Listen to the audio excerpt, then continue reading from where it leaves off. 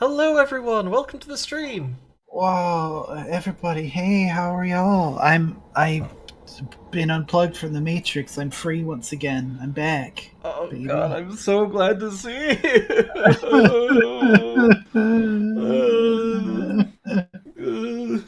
I was playing games where it fell flat, and then there was beasts that were cassettes, and then there was a lot of wet meat, and Oh, then there was a dome that I had to keep, oh, and you weren't there. I'm sorry. I was on the outside of that dome with my face pressed up against the glass. Oh God, I hope I didn't shoot you with the laser that I was using to keep things away from the dome. I don't particularly feel shot with lasers. Okay, that's good. Oh, chat, how are y'all? We're doing all right, I think, today. Boom, boom. The current time is 21:02. Boom, Yippee! boom. Best fucking redeem I ever added. I I see. forgot. Hope your time with family wasn't completely hellish. Oh. You funny, Commander. Oh. Oh God. I don't know if we've got an enormous amount to talk about, so it feels like we probably should. It's been a while, again, to my great regret and disdain. Yeah, it's summer. The off time happens in summer. It's true. It was the last of us. Um, Uh-huh. I'm a mushroom zombie now, and that means my schedule's opened up for the rest of the year, I guess. Which is a roundabout way of saying I don't expect any more breaks for a while. And as a mushroom zombie, you can take advantage of our sponsor. No, Uh we don't. huh. We don't got one. I don't got a joke for that. Manscape, you're true. Christ alive. Ugh.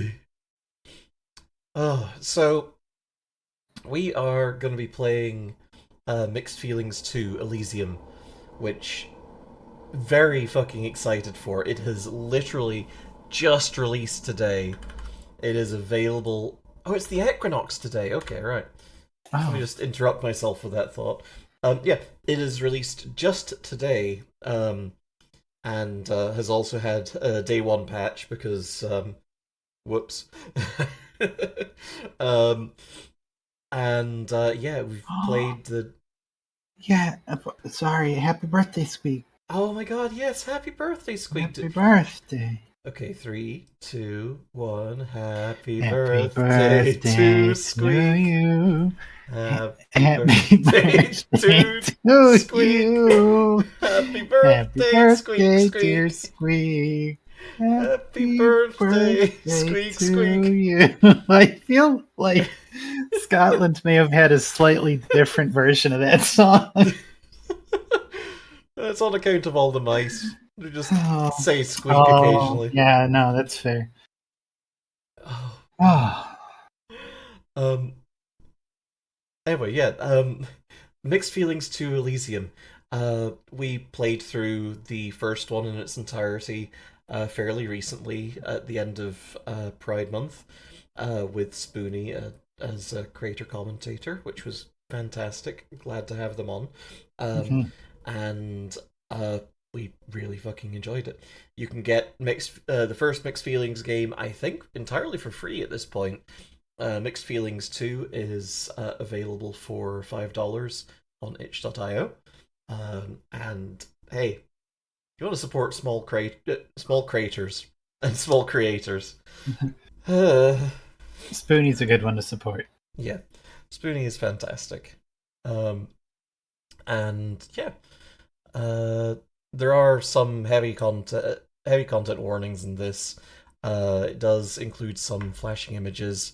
It has some heavy topics like mental illness, some discussion of gender identity, and a very brief mention of pedophilia, which, yikes. So if any of that's not going to be your jam, um, just be advised. Be your jam like that. Like any of y'all are like, oh yeah, I would look. I am looking forward to watching a game with mental illness topics. This is exactly what I come to Twitch for.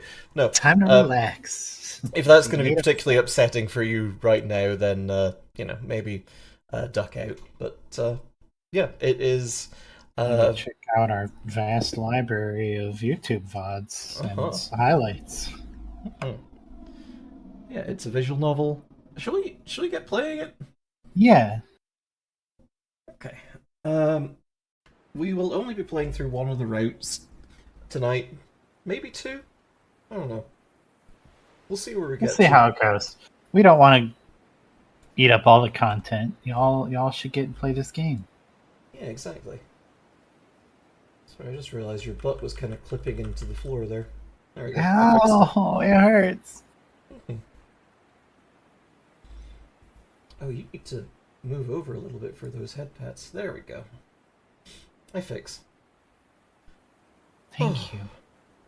And also thank you for the head pats. So, some of this won't necessarily make a lot of sense if you've not seen us or anyone else play through the first Mixed Feelings. But if you haven't seen that, then maybe you still want to stick around and check this out, and maybe that'll prompt you to go, "Oh, hey, I like this." Yeah. Anyway,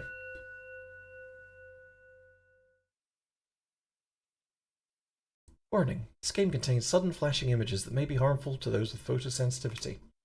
You can disable or enable flashing images at any point in the preferences menu. Stay safe.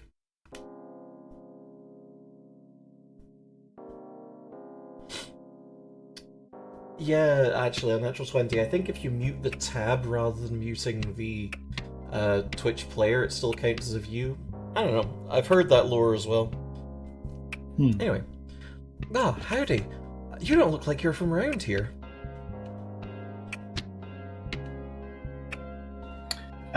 Do I know you? What's up? Where are you heading? Oh. Hello there, stranger. I've been dying to meet you, Cap. Or do you prefer Jax?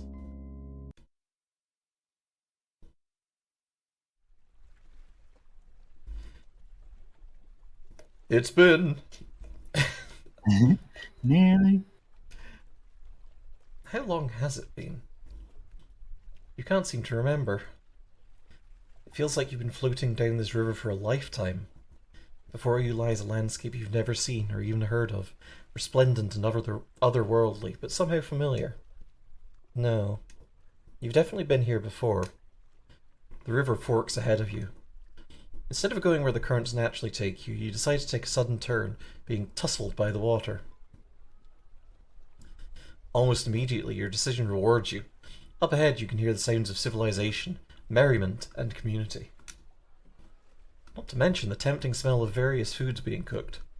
Your stomach immediately growls at the scent of meat frying and various spices. It's been ages since you've had a bite. Scanning the shore, you spot a dock just at the edge of what looks like a bustling market full of people. This is the perfect opportunity to go sightseeing, and most importantly, grab some grub. Oh my gosh. Look at it all. Yeah, there's a lot of Spoonie's patrons here. I remember when we were playing the demo for this, and the crowd was just scary blobs, Oh yeah, that's which true. was pretty great. But I can see Sound Jake in the crowd there. I can see Space Yeen over there at the right, so that's kind of neat. Oh Um, yeah. I don't immediately recognize anyone else. Um, love that No, that pair in I the don't think bottom right so. with the cool jug. Yeah, and the like scorpion tail. Oh yeah. Oh, that's rad. You can't remember the last time you've seen so many people congregating in one area. The energy's electric and rejuvenating, the air positively buzzing with glee. Going up and down the street, you weigh your options on what the best sustenance to spend your money on would be. Okay. You want something sweet, salty, or light? I want something sweet. Your eyes catch a baked goods stand and you're drawn into the irresistible smell of sweet bread. You meekly go up to the counter, greeting the hellhound there. Hey there, what can I do you for? You ask simply for a dozen frosted cupcakes, maybe the ones with meringue filling. It's definitely a lot, but you're starving and can't think straight. The hellhound smiles at you after you hand her a few bucks, and before you know it, she's handing you a box of adorable cupcakes with sprinkles on top. You take the box somewhere secluded and scarf down the cupcakes, immediately regretting it. Was it worth it? Maybe it tasted good, but your stomach is in hell. They were poison. Guess she wasn't that good a cook. Fuck. Now you've had your sustenance, you don't see why you shouldn't scope out the rest of the market for any other goods. Okay. Do we want busker, the clothing stand, or the plant stand? Let's buy some shirts. I want jam. I want Aunt Sally's homemade jam. I'm actually gonna veto the clothing stand because I was dipping into Spoonie's chat earlier and they were playing through the clothing route, so... Okay, fair enough. Sorry. Then let's plants. You end up following your nose once again to your next destination. And not towards the scent of food this time, but a flowery perfume. Before you is a stand with flowers and greenery covering the tables, some plants hanging from the tent itself. Most importantly, there seems to be a very large and kind-looking beast standing in front of the booth. I remember them. Looking ready to serve anyone who approaches him. Yeah, it's Dandy. I love him. Mm-hmm. Oh yeah, we can... I think we can just take a quick peek at whoever else is around, so... Okay. Yeah, let's peek at the clothing stand real quick. You approach a booth adorned with vibrant, colourful fabrics and patterns. Scarves, hats, dresses, and multiple other articles of clothing line the walls under a certain tent. Among the carefully stitched wares is a rabbit? Deer? Bird? You believe she's all of these things. She idly stares at you expectantly, giving a small smile when you accidentally made eye contact with her for a fleeting moment. Feel free to have a look around. It looks to me like you could use a bit of color in your wardrobe. Huh? You settle on following your ears to find the source of the acoustic guitar. As you venture closer to a certain booth, you spy a vibrantly coloured creature with the sleek body of a shark but face and hooves of a horse. A seahorse. Literally. He doesn't seem to notice as you approach him, his eyes closed as he vocalizes to his acoustic performance, as if in a trance. You spy his open guitar case on the ground next to him, a few crumpled dollar bills and coins at the bottom. Okay. Right, we were going plants. Plants. The sound hole of his guitar is a heart. Mm-hmm. Okay, end up following your nose. Flowery perfume. Plants. Big, cool guy. Big schools guy. Mm-hmm. Upon stepping closer to the stand to take a look at the plants, the man's smile widens warmly. Good morning, my friend. Which of these is calling to you? You look at the man quizzically, taking a moment to parse what he could mean.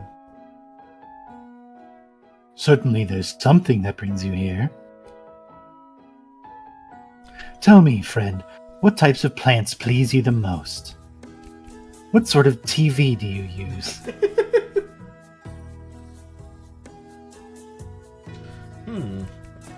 Do we like food plants, pretty plants, or medicinal plants? Hmm. And is medicinal plants just with a hint of How many leaves do these medicinal plants have? I like pretty flowers. Okay. I could deep throat a zucchini, I guess, if I wanted to, but I want to buy some flowers. You could deep throat those. Yeah. The lion beast beams brightly, gently grasping a potted plant with small blue flowers.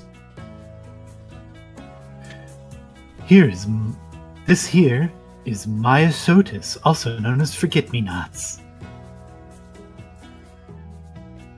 As the name suggests, offering these to someone is a promise that you will always keep them in your memories. They're also absolutely adorable little flowers. He pushes the pot gently into your hands, sighing dreamily, and smiling at the sight of you with your newfound plant friend. A perfect match. What's your name, my friend? I can put you on our mailing list, if you like. You wave your free hand, saying that's not necessary, before you realize... Wait a minute. What is your name? Oh, I see. Another soul who lost their name to the currents. Another? The currents? Does this happen often? You'd be surprised. Did you come in on the river? You nod. Ah. His expression is tinged with a bit of concern. What about the food? Have you eaten any? You hesitate and then nod again. His face becomes tinged with even more concern. Well then. It's nice to meet you, my friend. My name is Andrew, but most friends just call me Dandy. I'm unsure how much I'll be able to help you, but I can try. Welcome, Moon and Star. I have prepared a place for you. Girls are wonderful, girls are great, and you better subscribe, because it is your fate. Chrissy, thank you for the 20 months. Wow. Thank you. He is a dandelion, you're correct. He's a dandelion. He looks off wistfully, not with concern, but with a look of deep thought. Is he looking up at the sky, or just past your head? He directs his attention back to you. Tell me, my friend, do you believe in a higher power? Cosmic destiny? Fate? Why is sort of grayed out? I guess we don't. Not really. You explained to Dandy that you're not... Yep. That must be secret unlockable route, maybe? Maybe? I mean, I thought that grayed out just meant that we've said that before, usually. Maybe we have. Who knows? Maybe this isn't our first time through the farmer's market. Oh god. Spoonie's perfected mind wipe technology with this one. You explained to Dandy that you're not really religious. Oh, you don't have to be religious to believe in a higher power. Religion can be a beautiful thing, but I think spirituality and putting faith in the energy of the universe is what's truly important. Putting faith into the universe is pointless. You'd rather put faith in yourself. Oh, thanks, Neil deGrasse Tyson. Yeah. Did you know that the New Year isn't really a real thing because all we're doing is spitting? My friend, you're part of the universe. Aren't you? Wow, that's such a good read. My friend, you're a part of the universe, are you not? Well, yeah, but talking about the universe like he's doing is basically just talking about God, like how religious fanatics do anyway. I see. Hey, Lord Slamapple. Hello. Well, I guess my other question would be, do you have faith in yourself? You have to think about that one. He looks so cute from a front-facing angle as well. Yeah, he does. I can tell what kind of a voice he's got, and I cannot go that deep. I cannot do him justice. Yeah. Hello. This is what I think you would probably sound a bit like. Oh, heck, dude. Is that... He makes a good point. What does that have to do with getting your memory back? What's he gonna do? Pray it back? Dandy chuckles, unaffected by your frankly dickish demeanor. Not quite. Belief in something, anything, is a powerful thing. The universe will do as it pleases, time will go on, and cycles will never stop.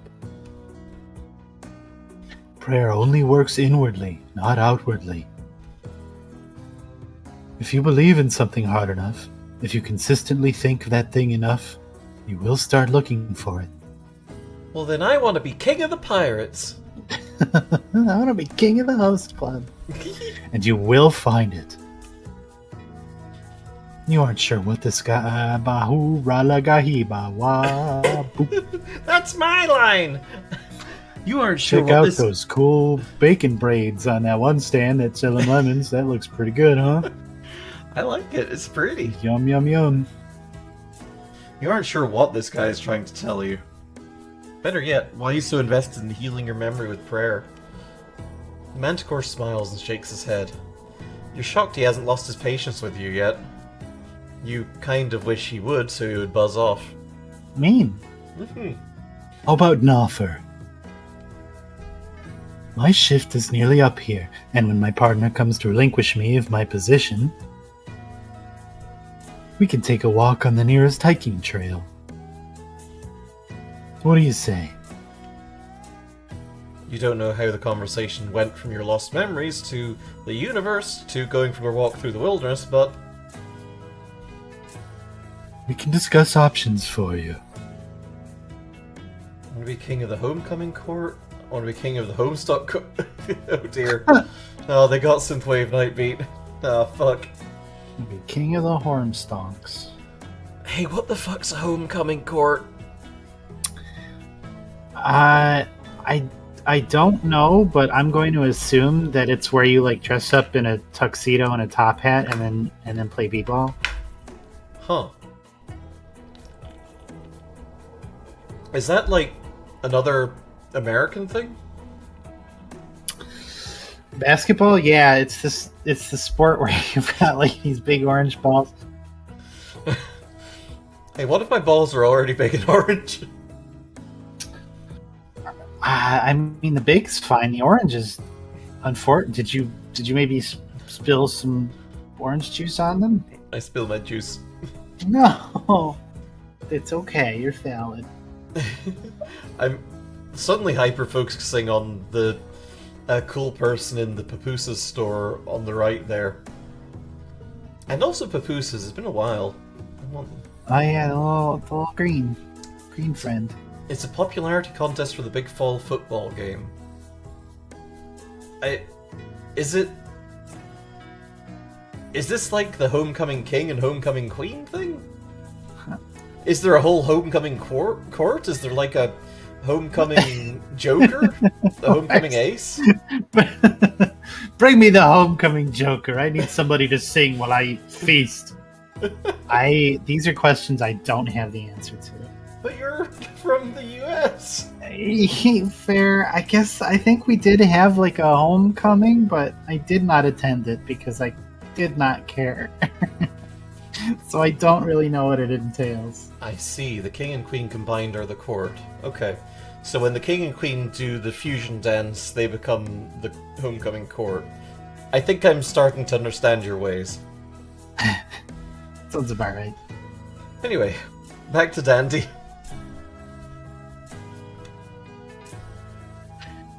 There's a trail that leads through the forest and alongside my home, Mount Tartarus. It's full of wondrous sights. Maybe enough sights that could jostle your memory. You sigh, cocking your head from side to side in a sort of half shrug, eventually nodding to the idea. You're not big on nature or exercise, but if it's not too hard, it's worth a shot. Excellent. And what serendipitous timing! Here comes Astro. Hello. Hello, my friend. Oh! Oh, Oh, they're so precious! what a friend-shaped cat. Oh, Kitty Manta Ray. Kitty Manta Ray. Oh. Howdy, Dandy. Who's the new guy? Ah, Oh, they're just a lost, wandering soul. I'm hoping to have them find themselves. Again? I swear, Dan, you're a magnet for lost souls, huh? It's a living. Oh, that's Queen Snarf. Ah, okay. I know that name.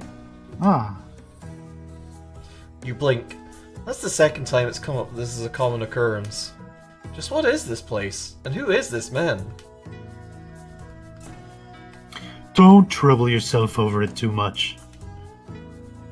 Come now, we have some important self-exploration to do. You start to follow the manticore, then realize you're still holding the plant he gave you.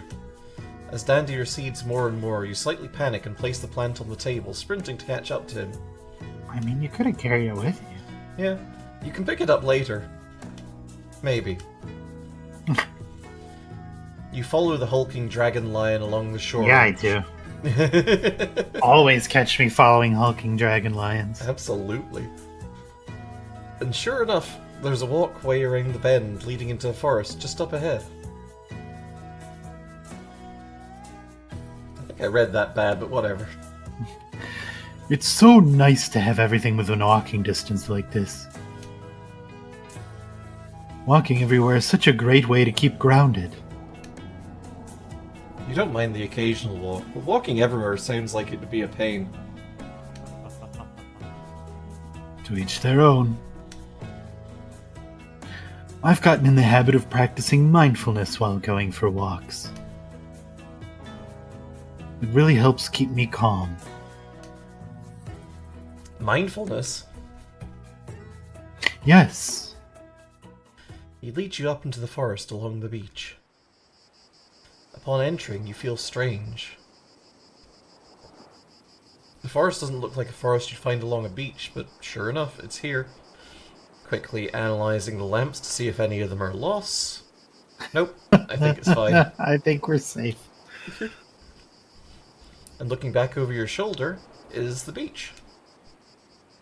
Dandy doesn't seem at all affected by the environmental dissonance, turning his attention back to you. Oh, he looks quite at home in this specific setting. Mm-hmm. Mindfulness is all about focusing on your present state, drinking in your physical surroundings, the sights, the scents, the sounds. It really helps you feel here, in the moment, and one with the world around you. Especially someplace out of the way like this, with not as much hustle and bustle. The world can be tumultuous, but you can always find your calm. If you look hard enough. Oh no, he's speaking in riddles again. They're only riddles if you don't know the answers. And what, pray tell, are the answers? That's up to you to decide. They're different for everyone. Oy vey. You wish he wasn't so cryptic. You're trying to regain your memory, not solve a puzzle. oh, Well, I'm a cryptid. I have to be cryptic. It's like a whole thing. Oh, but that is a puzzle. The pieces are within you. It's just a matter of lining them up the right way. And mindfulness could be your first step. Okay. You'll bite. What should you Ow. do? Me fingy. Close your eyes. Right now? Right now. You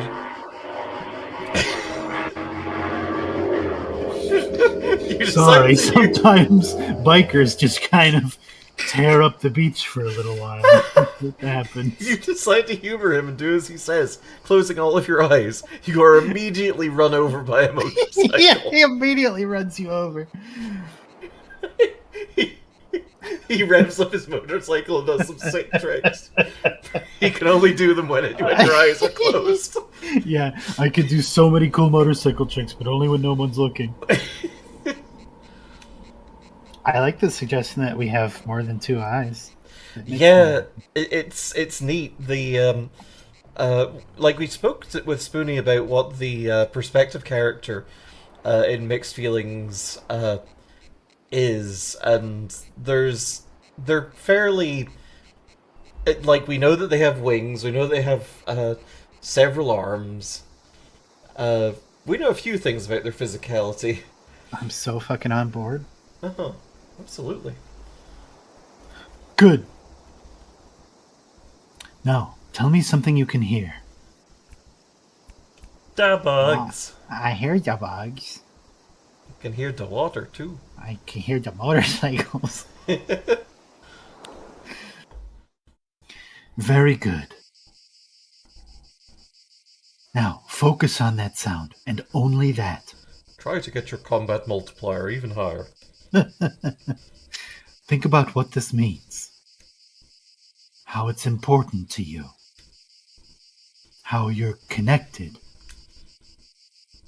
Maybe where they came from, where they're going. Where they're headed to, Cotton Eye Joe. Everything is on its own journey. Sometimes we need to stop and think about that. Meatballs. Yippee! Yay! Spam meatballs those- in chat. Those weren't even my meatballs. That's okay. Meatballs. This is stupid. I'm gonna go play video games. You don't see how focusing on bug sounds is gonna help you regain your memory. Learning to appreciate the world around you, the small building blocks of the universe, it's a very viable way to gain control of your senses and get in control of yourself. Your memories, they're a part of yourself. And you won't be able to regain them if you don't stop and smell the bugs. Maybe touch some grass. Get off Reddit for a little while. You argue with Dandy, saying you're not exactly the outdoorsy type. You don't care for bugs, or pests, or wild animals, would much rather stay indoors, safely away from the natural elements. That's no way to make connections, my friend. Connections with what? The universe? We are such a piece of shit. Yeah! Dandy actually starts to look affected and hurt by your words at this point. He closes his eyes and sighs. I couldn't do that. Even if I felt the same way that our character feels, I would shut up for this big dragon lion man. Are you kidding me? Yeah, absolutely. Like, you don't want to hurt I would- people's feelings. Change myself to better suit his mood. Wait, hang on. I used to he's be so just like you. Because he's so smooth? Yeah, he's so smooth. Afraid of the awesome vastness of the world. Resigning myself to the comfort of the inside of my cave. I didn't want to have experiences outside of my comfort zone. I was afraid of the light. I was afraid of the outside world. I was afraid of me. It's going to sound awfully silly, but I used to fantasize about being an insect. An insect? Have you never heard of Franz Kafka? Yes. I'm already partially one, so I figured... What if I was entirely? To be an insect is to be mechanical. Your only thoughts are eat, sleep, survive. Eat hot chip. Eat, sleep. There are no worries. No need for socialization. Eat, sleep, Fortnite, repeat. Exactly. You are simply not burdened by knowledge. But one day I realized I wasn't an insect. Took him that long to realize, huh? Fucking, he's making a point. Yeah! Wow. Of course, I knew all along that I wasn't, but I started to yearn to embrace who I am, who I actually am. I no longer wish to hide in darkness, to bury my face in the sand. I wanted to reach out. I wanted to step into the light and experience the world for what it was. You wonder if there was a point to this story at all. Jesus Christ. Dandelion woke up one day to realize he was not an insect. Me, not bug at all. On a side note, I wish there were more parks and places like this to just kind of hang out. Like, I vibe with everything he's saying, but it's also hard to find a place to just hang out anymore. Fucking absolutely. Like, we've absolutely rambled about the fucking destruction of third spaces and the commons on this stream before, and it fucking sucks. Like, you get folks saying that, kids just don't play outside anymore. It's like, well, where the fuck are they gonna go? They can't fucking hang out at the mall because some petty jumped up fascist mall cop is gonna give them hell for just hanging out because, Yeah, can't exist without spending. The only place I can walk to from my apartment is the end of the sidewalk at the end of the apartment. Mm-hmm. And the sidewalk just ends there, and there's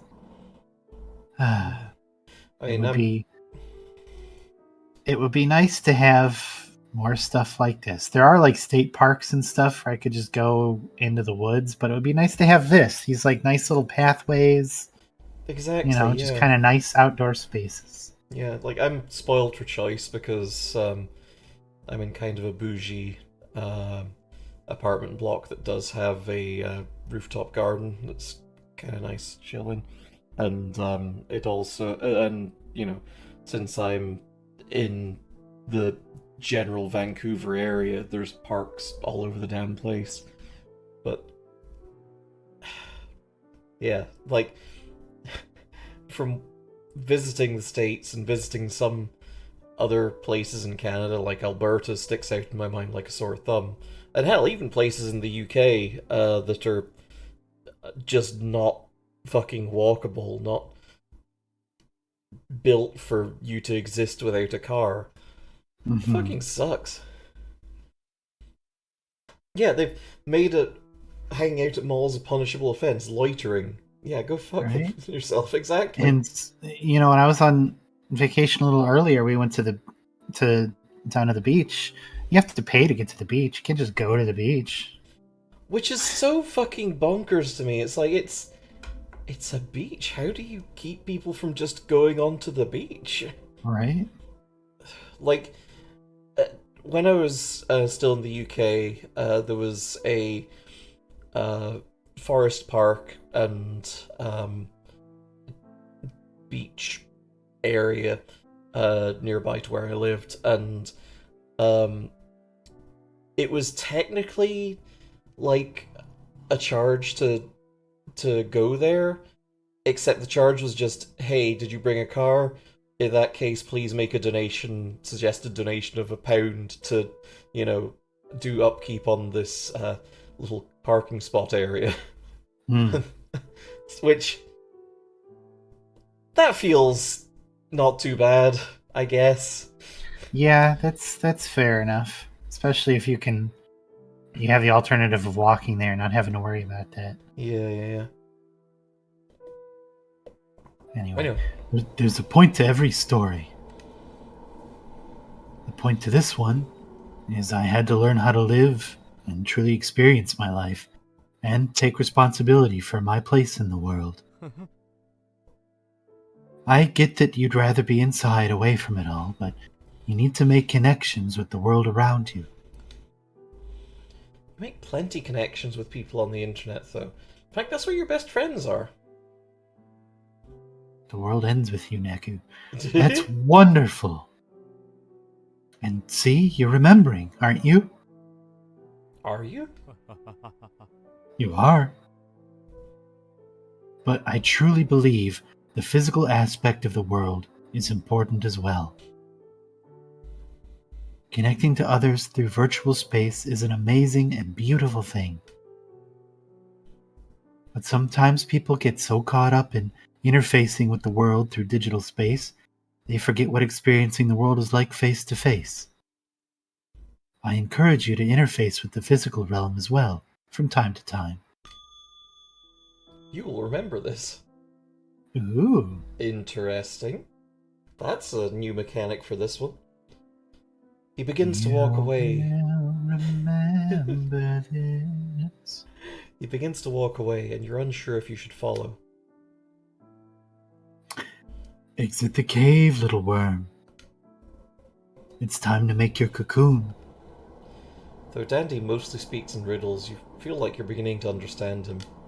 Maybe, just maybe, things are coming back to you.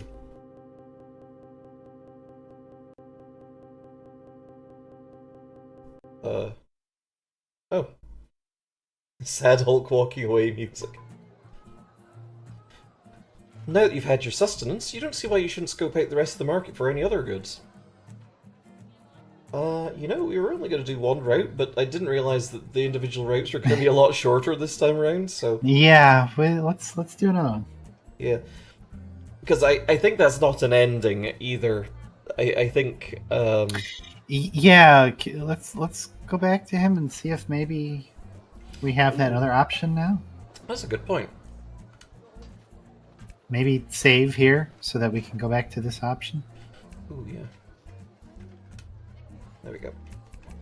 Now, that's interesting, because the busker's lit up. Which, maybe that means that there's something we can particularly use there? Maybe the thing that we remember becomes relevant, because it's kind of the same color as that marker was. Yeah. Let's check out the clothing stand again real quick and see if we can select that other option. Okay. Wait, hang on. The plantman. Yeah, you're right, he super was. Okay.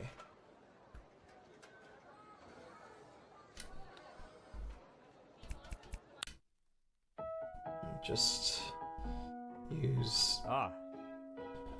You're getting a huge case of deja vu. Haven't you heard that before?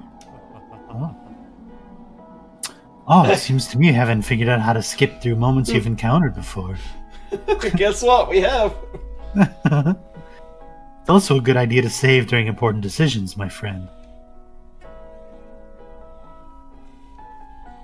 Okay. Let's try medicinal plants this time. Yeah.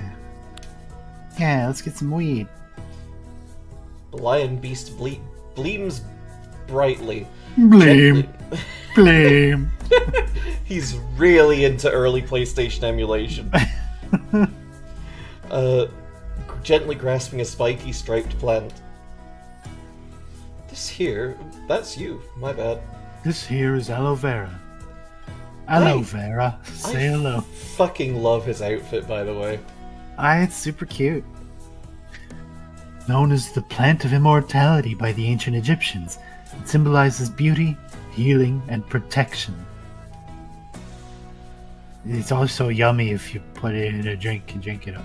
It also soothes sunburn, rashes, or any other skin abrasions.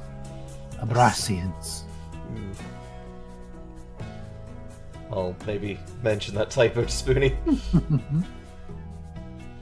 He pushes the pot gently into your hand, sighing dreamily and smiling at the sight of you, your newfound friend.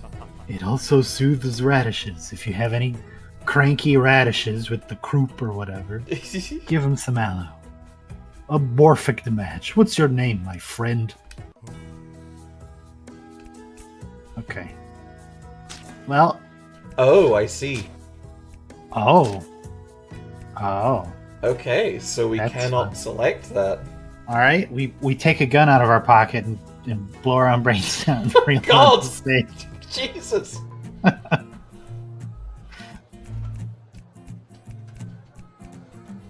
Well, I mean Busker. Yeah. Damn near killed her. You settle on following your ears to find the source of the acoustic guitar. As you venture closer to a certain booth, you spy a vibrantly coloured creature with the sleek body of a shark but face and hooves of a horse. A seahorse. Literally. He doesn't seem to notice as you approach him, his eyes closed as he vocalizes to his acoustic performance, as if in a trance. You spy his open guitar case on the ground next to him, a few crumpled dollar bills and coins at the bottom. Absolutely, we throw in some money. Yeah. You scoop a few of your own crumpled up dollars and toss them into the guitar case. Just as the song ends, the seahorse opens his eyes to see. He gives off a soft gasp at the sight, setting his guitar aside and smiling at you in gratitude. Hey. Hey, thanks a lot. If you liked what you hear, you can check out more at Zale.blue. Hang on. That's probably true. Where's my fucking mouse? Why can I see my mouse cursor only on the OBS window? What the fuck? It ain't your mouse. Yum yum yum. Oh, yep. Zale.blue is a real URL, and it will take you to Case Jackal's Bandcamp page. Heck yeah. Case being responsible for all of the music in this game. Oh. You cock your head at the mention of the website. Does somebody have a turnkey in their in the backgrounds? It kind of looks like it, yeah. I've been fixated on that. That's cool. I wish I had a turnkey. That's fun. Yeah, I know. I could have used .audio or .music, but listen, Zale.blue was available, and I like the color blue, so it was only fitting. Plus, it makes for an excellent icebreaker, right? Name's Zale, if you didn't already gather that. So, have any requests? You blink a few times before you realize what he's asking. Freebird! What type of music would you like to hear?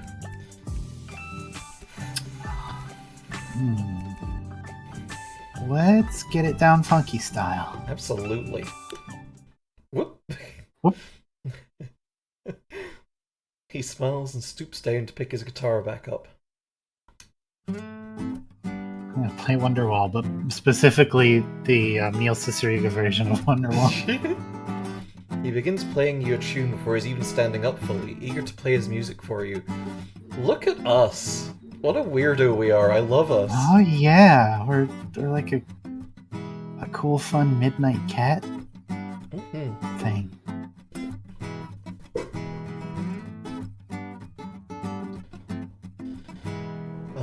The cheese stall has mozzarella, sharp cheddar, and Gruyere.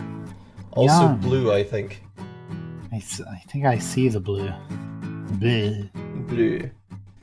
Bleh! I'm here to suck your cheese. Oh. Almost, Taco Bell vampire. it's almost hypnotizing watching him bobbing his head along to the beat, lost in his own little world. You find yourself bobbing along to the music yourself. You even notice some folks in the crowd stopping to watch and bob their bodies to the beat as well. Before you know it, the music melts away and you're brought back to the sounds of the crowd around you, as well as a few claps from passers-by. Thank you. Zale directs his attention towards you, the corners of his lips seemingly glued into a kind smirk. Oh. I ate a bunch of glue this morning. So, you're a new face from out of town? He's part horse, that's cannibalism. It's only part cannibalism. You shrug a bit and nod, gesturing towards the river behind you. Ah, I see. Well, then I'm actually about to pack up shop. So if you need someone to play the tour guide for you, I'm your guy. You assure him that's quite alright, and you're just passing through for a quick bite, then hitting the road again. Well, the river. I call it the Big Blue Road. Hey, you don't say. Where are you heading? You blink. You're embarrassed to say, but you don't actually know? Yeah, it felt normal. I know the feeling. It's okay, don't worry about the tower. Don't worry about what that implies. Okay. You're just a lost soul, wandering around and looking for a purpose. Well, all things serve the beam, as they say. Ha. Don't worry about it. That river you came from, you do know that's the Lethe River. Oh, shit. We had a whole thing when Spoonie was on about how to pronounce that, and I forgot. Is it Leith? I think it's the Leith River. I It's the hope Leith it's River, right? I hope it's Leith. We call it Leith because in the fall it gets Leiths in it. There's a place near where I studied at university called Leith. It's a nice spot. You simply pronounce it like that. Thanks, Wow. Natural 20. Helpful. Gee, thanks, asshole. You squint your eyes and cock your head to the side, confused at the emphasis on that river. He sighs when he realizes your unfamiliarity. Yep. That'll do it. But hey, you might as well kick back and stay a while. If you don't know where you're going, maybe a bit of rest and relaxation will help refresh your memory, bit by bit. In fact, the offer still stands for me to show you around town. Who knows? Maybe someone will recognize you, or something familiar might jostle your memory. He rests his snout on a balled-up fist in thought, Maybe concentrating... we can find a manticore to run you over with a motorcycle. I will not rest until I get a picture of Dandy with a cute little motorcycle helmet on, you know, little stripy Evil Knievel helmet on Yeah. the littlest motorcycle doing a sick trick.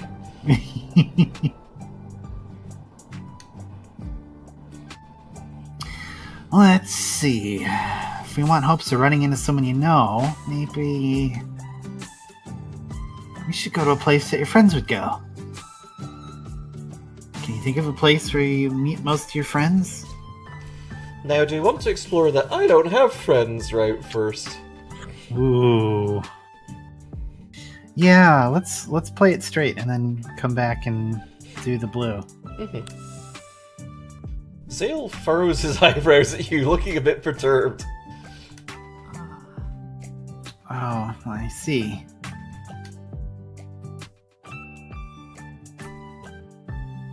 Well, that doesn't really help us out here now, does it? You shrug and shake your head. Even if you remembered your friends, if you had them at all, you probably wouldn't recognize them in person. Hey, it's just occurred to me that there are 2 cheese stalls at this market. Is there a second cheese stall? Yeah, I can use my cursor powers to point it out to chat. Look, these look distinctly like cheeses. And then there's the main cheese stall over here. Yeah, you're right. Well, cheese is good. It is. So maybe this is like a stall that's selling little sculptures of cheese? That's fun. That's fun and flirty. You make sure you went to the correct cheese shop. You'll know when you bite down on this bad boy. One cheese shop tells the truth and one lies. It's all our riddle. I'm gonna make a grilled porcelain sandwich when I get home out of this. Zale squints a bit, clearly trying not to look too judgmental, but he immediately perks back up. But hey, I guess you sort of remembered something, right? I mean, you remembered that you don't have anything worth remembering. Had no friends, right? I'd say that's at least a little bit of progress. Right? You shrug again. You guess you could agree with that. Hey. There's an idea. I can tell that's Spoonie. Yeah. There's an arcade near here that holds competitions every so often, usually around this time of day, this time of week. I'm not going to attempt to do their voice. There tends to be a whole lot of people who show up, so I'd say someone's bound to recognize you. You grumble a bit in protest, saying you doubt it. You don't really get out much. I don't really get out much. Didn't you come here on a boat? Oh, finally Zale says what I'm thinking.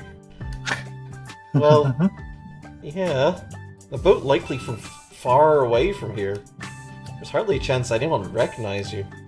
Besides, an arcade sounds like Sensory Overload City. Come on, it doesn't hurt to try. He stoops down, stowing his guitar away and collecting all his tips, and promptly hoists his guitar case onto his back. Will they let him into an arcade with that thing? I've done it a few times. It really depends on who's been in the bar. Bar? You thought he said it was an arcade? It's both. Pay $5 to get in, and all the cabinet games are free. Don't worry about the cost. I'll cover you. He waves the cash he accumulated throughout the day at you with a little eyebrow wiggle. You sigh and shake your head, unable to suppress a smile. As much as you really don't feel like going, you can't resist Zale. He's just too cute. What, Dandy's chopped liver? Come on! Yeah, what the fuck? Alrighty, follow me. Following Zale, you're led along the shore past the farmer's market. The river empties into a lake that appears to be on fire due to how vibrantly orange it is from the sun's light.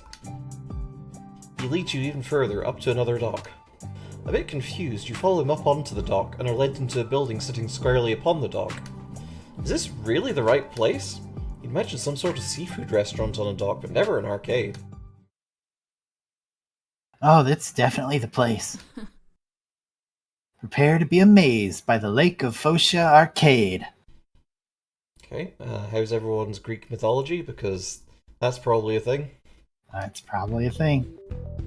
Okay, what do we got? Has this changed much since the demo? Oh, man.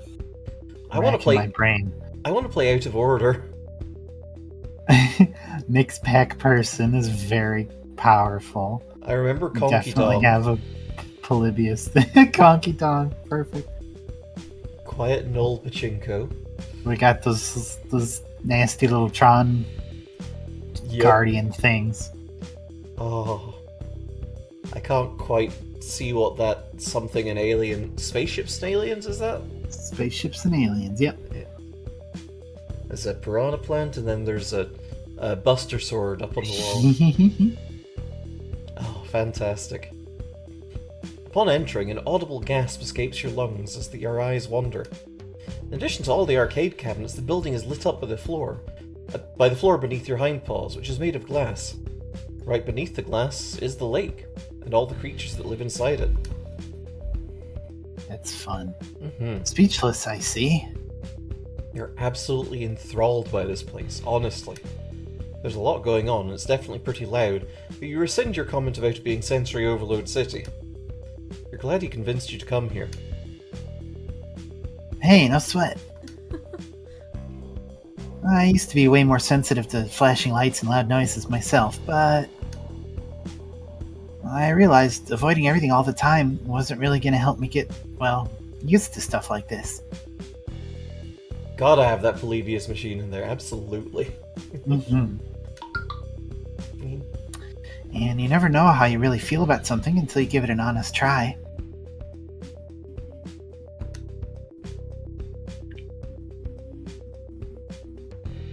He heads to the counter and pays the entry fee, gesturing for you to follow him. Hey, Hey, would you look at that? I was right. There is a competition going on today. You direct your attention to a very large group of gamers huddled around a television displaying what looks like the latest entry into the Smash Sisters series. Hell yeah. There are many cries of jubilation when the words GAME appear huge on screen, and one of the players throws 2 fists into the air in triumph. You can't help but smile wide at the energy they put off and turn to see if Zale feels the same. To your surprise, he seems to be shocked and maybe even a little afraid. Wow, is that Kona? Jeez, I haven't seen her in years. Oh. Oh. Speaking of not seeing folks in a while, howdy, Zale. Oh, hey Panzika, how's it going? Same old, same old. What can I get you, pal? The shark turns his attention toward you. Want anything? Want anything to drink?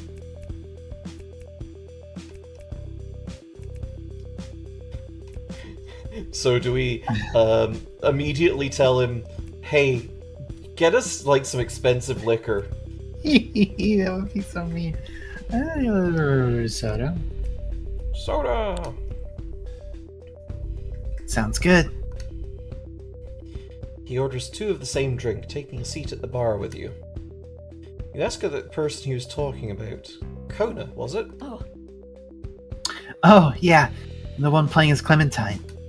Instead of Peach. It's cute. We go way back. Used to be real close. Wonder if she's doing any better. The crowd is electrical, and they're on their last match of the night. It's pretty dangerous considering we're above an ocean. It's down to the wire. Princess Clementine versus Dr. Linguini. Each with 1 stock left, both at high percentages. 1 good hit and either of them will be sent flying off the screen.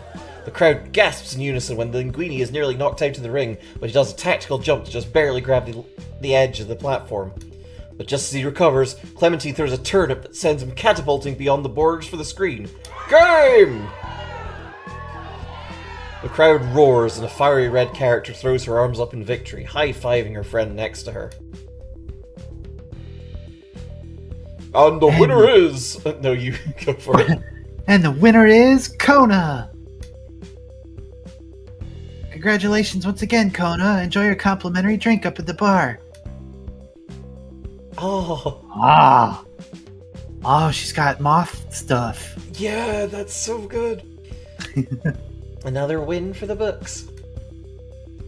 And another free drink for Kona. Hey, Panzika, what's the drink special tonight? Oh, my newest concoction, the Shirley Templar. Based off Assassin's Creed. Whoa. Whoa. Whoa. Whoa. They have that arcade game here. Damn. Ooh, I need to go lay down. Based off Assassin's Creed. Get it? Adorable. I'll take it. Yes, ma'am. Would you like an extra shot of gin? Oh, always. You can't help but stare, watching the red panda moth drum her fingers on the bar as she awaits her specialty drink. hey, Kona, long time no see. The panda stops drumming her fingers abruptly, her face falling at the sight of Zale. She immediately averts her gaze, seeming to complete... See? Beep, beep, beep. She immediately averts her gaze, seeming to completely ignore the shark horse. Or shorse, if you will. Shores. He's from Jersey. He's a Jersey Shores. How have you been doing, though? I heard you started streaming. How's that been going for you? I'd rather you not bring that up. Goes well for all my friends. They're doing great. Meatballs. Well, how's it going for you? I said not to bring it up, okay? It's very insensitive of you to bring that up. Zale blinks, very obviously confused at how dismissive and rude his old friend is being towards him. I'm sorry. Everything else going okay? Listen, can you stop prying me about my life? Asking me questions about my life literally triggers me because my life sucks right now. We've been expecting. Spoonie! Hello! Welcome! Spoony, hey! Hey! Mixes your feelings, mixes your feelings, mixes your feelings. A party of 19. Welcome! Good to see we're you mixed all. up. Hey, Oh. how's it going? Nice to see you all. I hope you enjoyed playing Mixed Feelings, because I'm pretty sure that's what y'all were playing. Let me just give you a little shout out.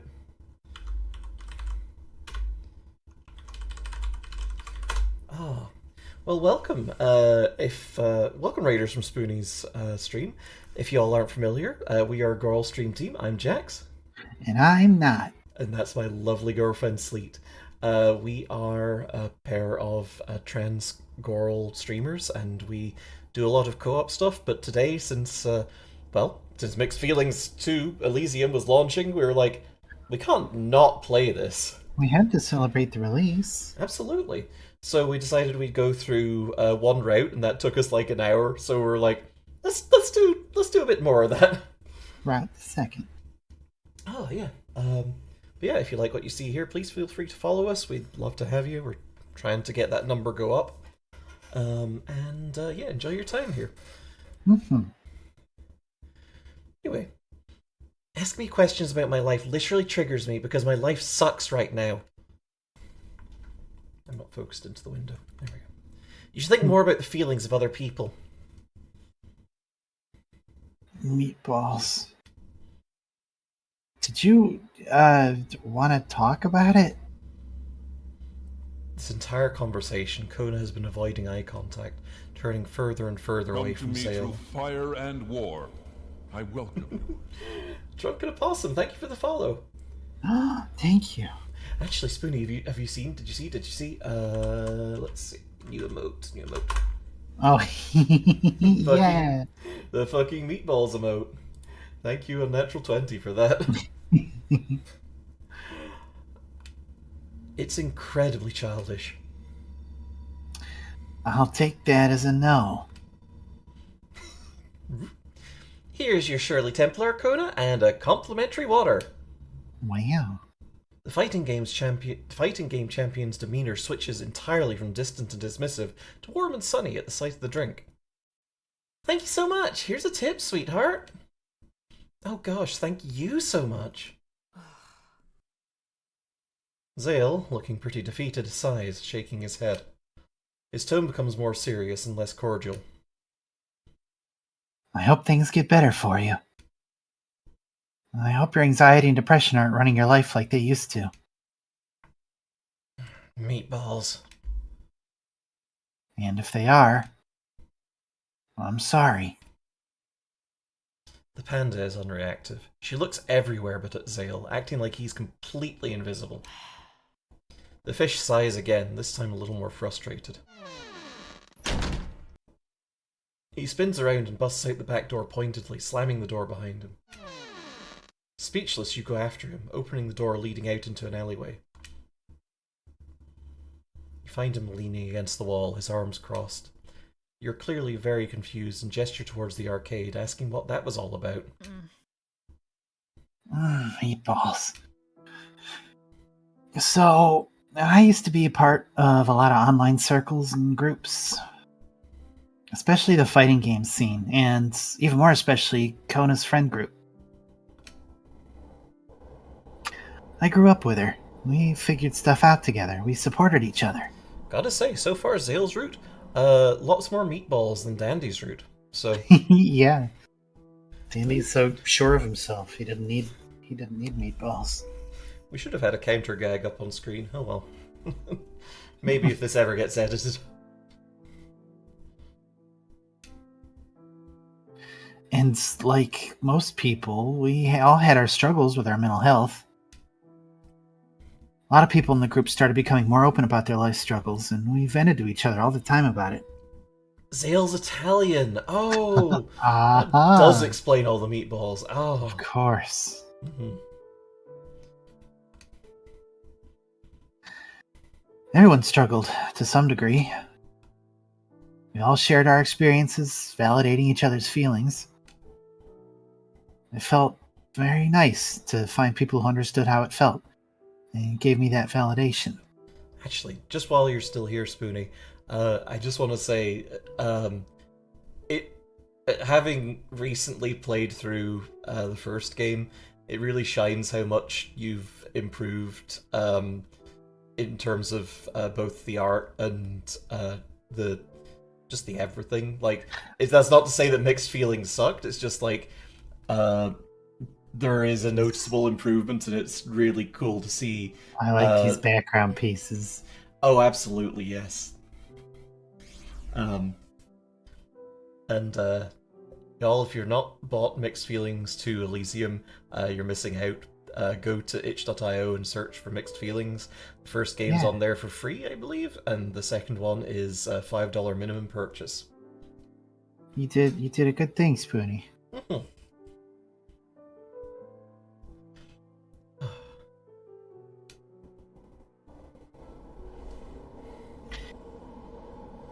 Mind if you want? No, go ahead. Absolutely. Yeah, like absolutely, it. go for it.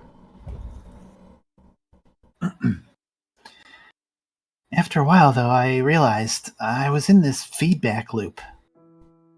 Constantly being surrounded by people making self-deprecating jokes about their mental health. And it wears you down after a while. And it wasn't helping anyone. I fell out of contact with that friend group for a while and even stopped playing games as much. I started working on my music and myself more. It was hard, but bit by bit I got my life back on track, to the point where my crippling social anxiety was, well, no longer crippling.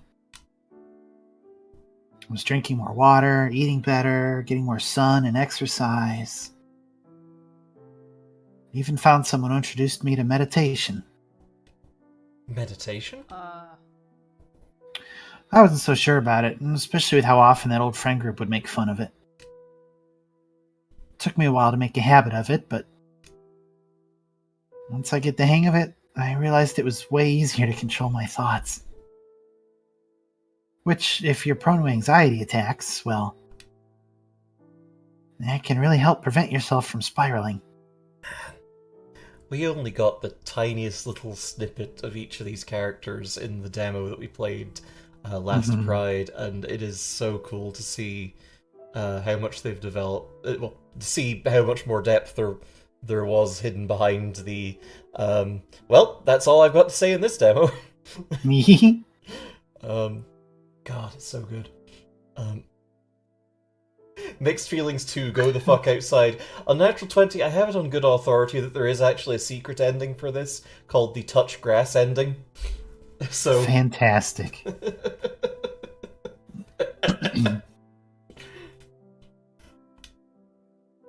You suppose that makes sense.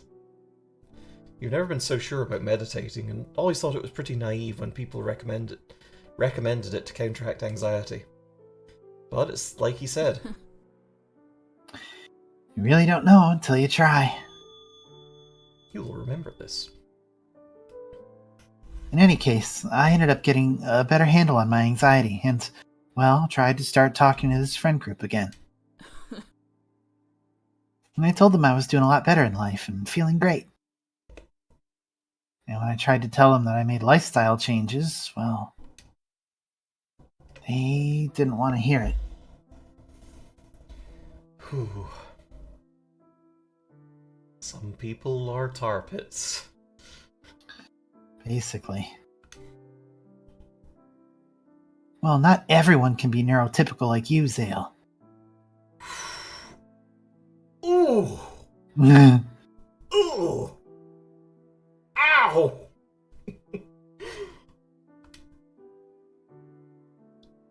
Some of us are actually mentally ill.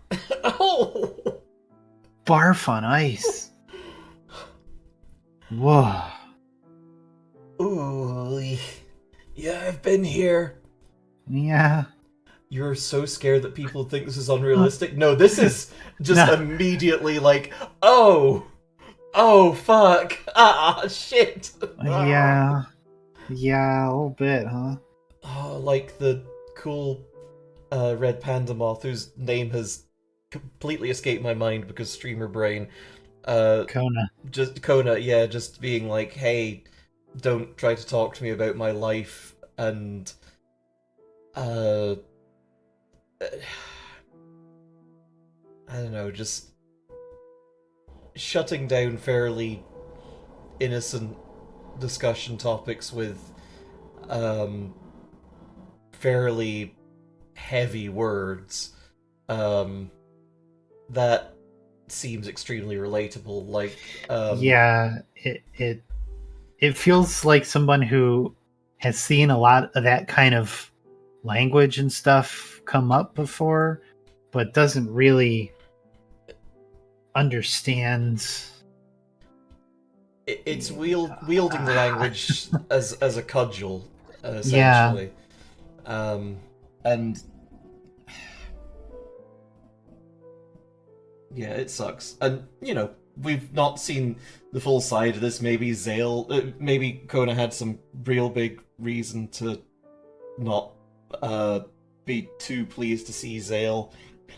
Maybe this sweet boy is a secret creep. I doubt it, but um, jeez, like, I think the internet has ruined gaslighting as a useful term because I have seen people apply gaslighting to perfectly harmless jokes, and like that's not like it was just a prank, bro. That's like, no, it was a joke that lasted like a fraction of a second. You weren't gaslit for shit. um your magic didn't use gaslighting in this game now. Oh yeah, I don't know.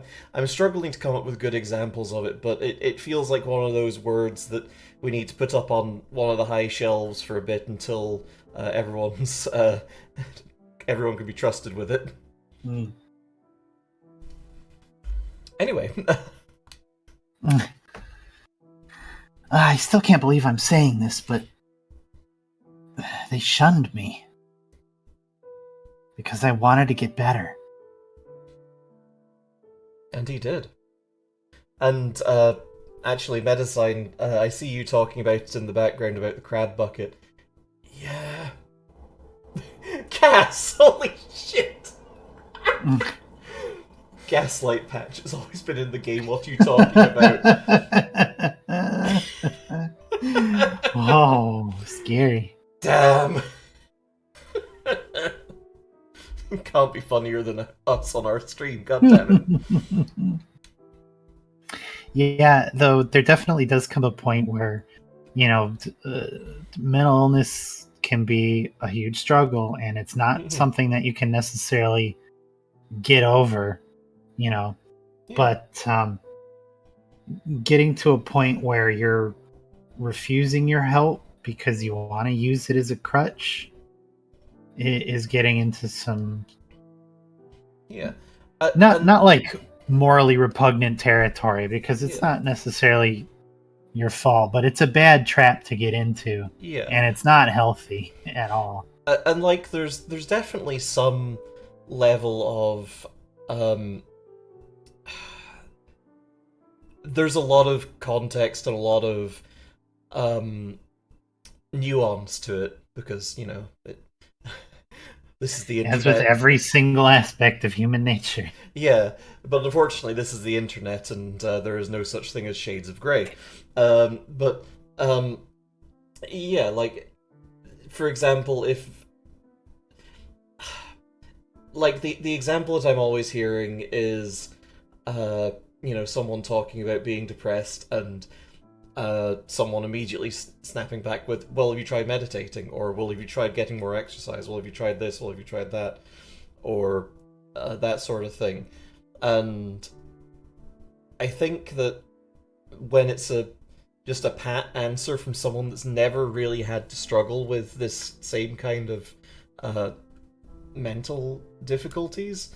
I think that's where that hurts. But when it's coming from someone who has been there, when someone's been in that deep dark hole that you're currently in, and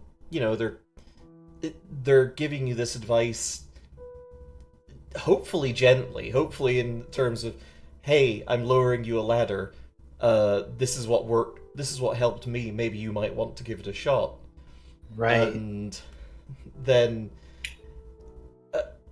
maybe you're in a spot where it is too difficult to make those changes, but I don't know.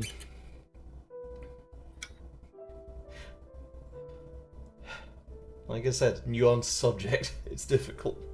Yeah. It sucks to see people inhabit this sort of learned helplessness about the world or about their situation in it, where they're just like, any attempt to help, I welcome you.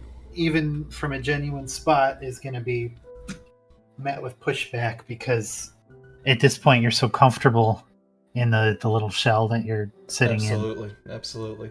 Furcon, thank you for the follow. Appreciate it. And it's it's a very, very fucking old joke.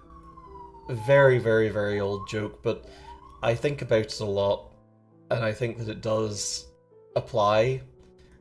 And that is, how many psychologists does it take to change a light bulb? Only one, but the light bulb has to want to change. Mm-hmm. And like, that's kind of pat, but also, yeah, like, there's so much techniques and help you can be given, but for a lot of this stuff, excluding medication and such, which is generally helpful, for a lot of this you have to actually want to take that first step.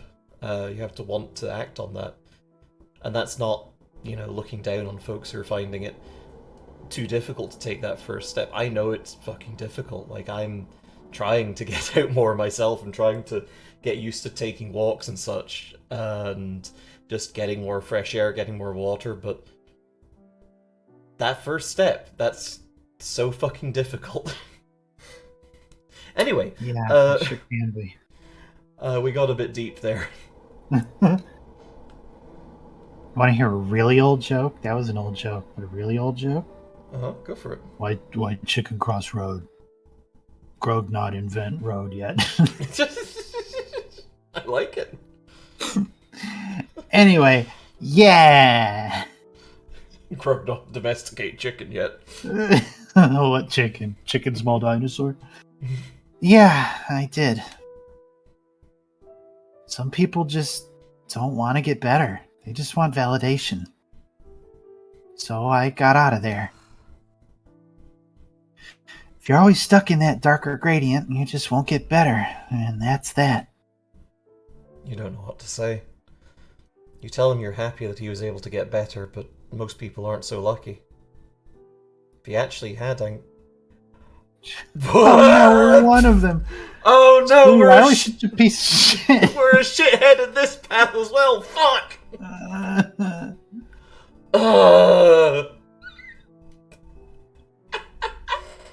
We're here we didn't having mean this. It, Zale. We didn't mean it. We're here having this nuanced discussion about depression and anxiety and shit, and then Cap just comes out with, if he actually had the anxiety or depression, it would be impossible to do any of the things he was doing. Zale looks at you, absolutely perplexed. Why is the main character such a dick? I mean, I think part of it is learning how to not be such a dick.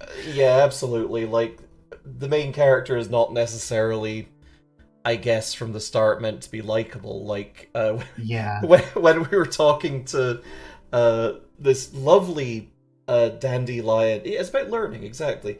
We were talking to Dandy, and the only dialogue choices we had made us sound like fucking Neil deGrasse Tyson, being like, I don't believe in any higher power in the universe. It just sounds like you're talking about God. And Dandy's like, you're a part of the universe, dipshit.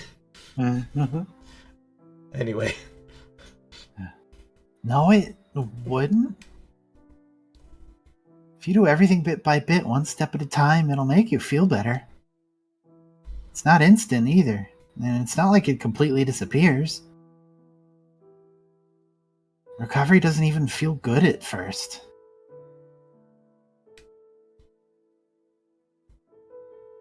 It's just being able to do basic things like actually getting up in the morning and eating breakfast instead of staying up till 6 a.m. and only eating junk food. Oh. Cass says, mixed feelings. The OG was Therapist Simulator. Mixed Feelings Elysium is the main character's hitting you with a steel chair so you grow as a person. And I'm fucking here for it, honestly. Yeah. Like, I love shithead main characters when they're done right. Like, fuck, you want to talk great games with Elysium in the title? Besides Mixed Feelings Elysium, Disco Elysium. You're a complete shithead in that one. And that's a great game. Yeah. This one also, you're a complete shithead. Or at least, I mean, not a complete shithead. Like, the main character in this one can at least not Harry Dubois all over the place, but they have a lot of the internalized bullshit that our society has, like that line back then about, oh yeah, if you actually had anxiety or depression, which just coming out of fucking nowhere after we had that big discussion was such a fucking shock. Yeah, really.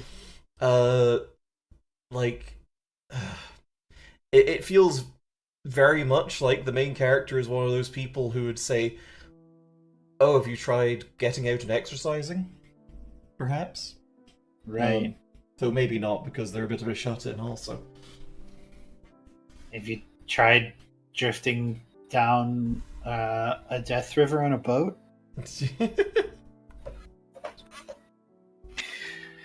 Don't get me wrong, I still have my bad days. We all do. But at least now I have a handle on things, because I learned to take care of myself.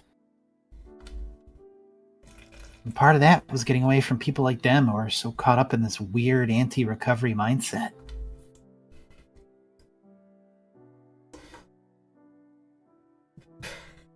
Christ. Ugh. Well, you can't control your mental illness by just drinking water or eating a vegetable about it. There's deafening silence as Zale stares at you dumbfounded. Ah, Zale, my heart.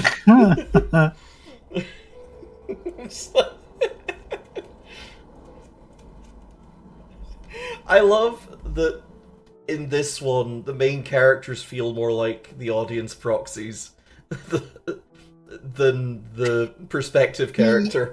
Yeah. We have to make this main character better so that we can have better experiences with all these guys. Mm-hmm. Well, yeah, of course it's not that simple. It's a gradual it's a gradual process that is long and arduous, and honestly, it really sucks. I was kind of hoping my friends would be happy for me rather than, feeling like I betrayed them. Meatballs. Sometimes the best things in life require patience. He stands there in silence for a moment, looking at the ground. Okay, look. You seemed kind of cool, and I wanted to help you. But actually, fuck this and fuck you. Yeah. But you're just like them. You don't want to get better. You just want pity. Maybe come back later when you learn how to take better care of yourself. And others. He turns away and walks down the alleyway, leaving you in the dust. You try to call after him, but he is unreceptive. You don't know what you could have said differently.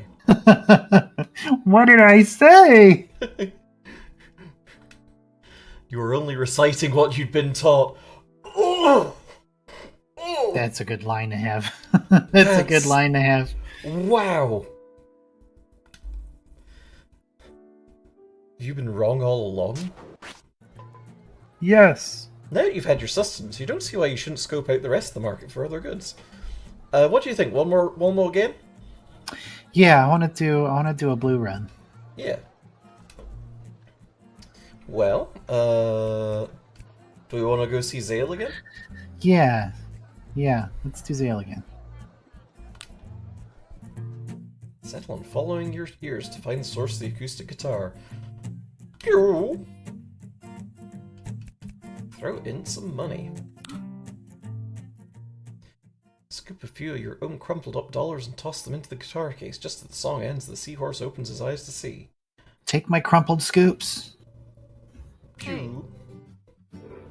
What type of music would we like to hear this time? Let's get something a little more upbeat. Okay. I think we need it. Yeah. He smiles and stoops down to pick his guitar back up. Begins playing you a tune before he's even standing up fully, eager to play his music for you.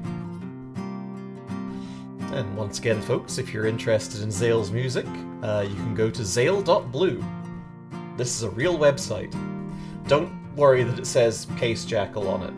It's Zale's website. It's Zale's website. Yeah. Zale's a were-jackal. Don't worry about it.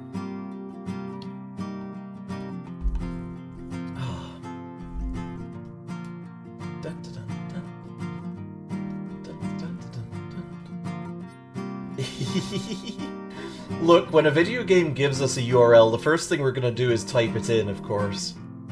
Of Which, course. probably not the best thing to do cybersecurity-wise, but, you know.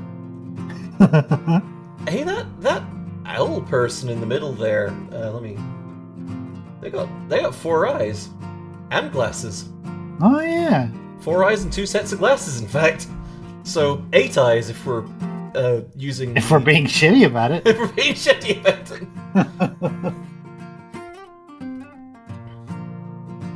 Yeah, I like the owl and I like the blue deer. Mm-hmm. Not deer. Oh, is that a Kieran? Oh, I think it's a maybe. Kieran. Yeah. I love this bat person in the background. They're cool. Yeah.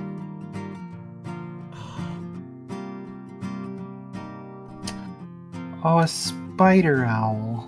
Oh, Oh. it's Spadell. It's almost hypnotizing watching him, bobbing his head along to the beat, lost in his own little world. You are recognizing people. Hi, Val. Oh. You notice some folks in the crowd stopping to watch and bob their bodies to the beat as well.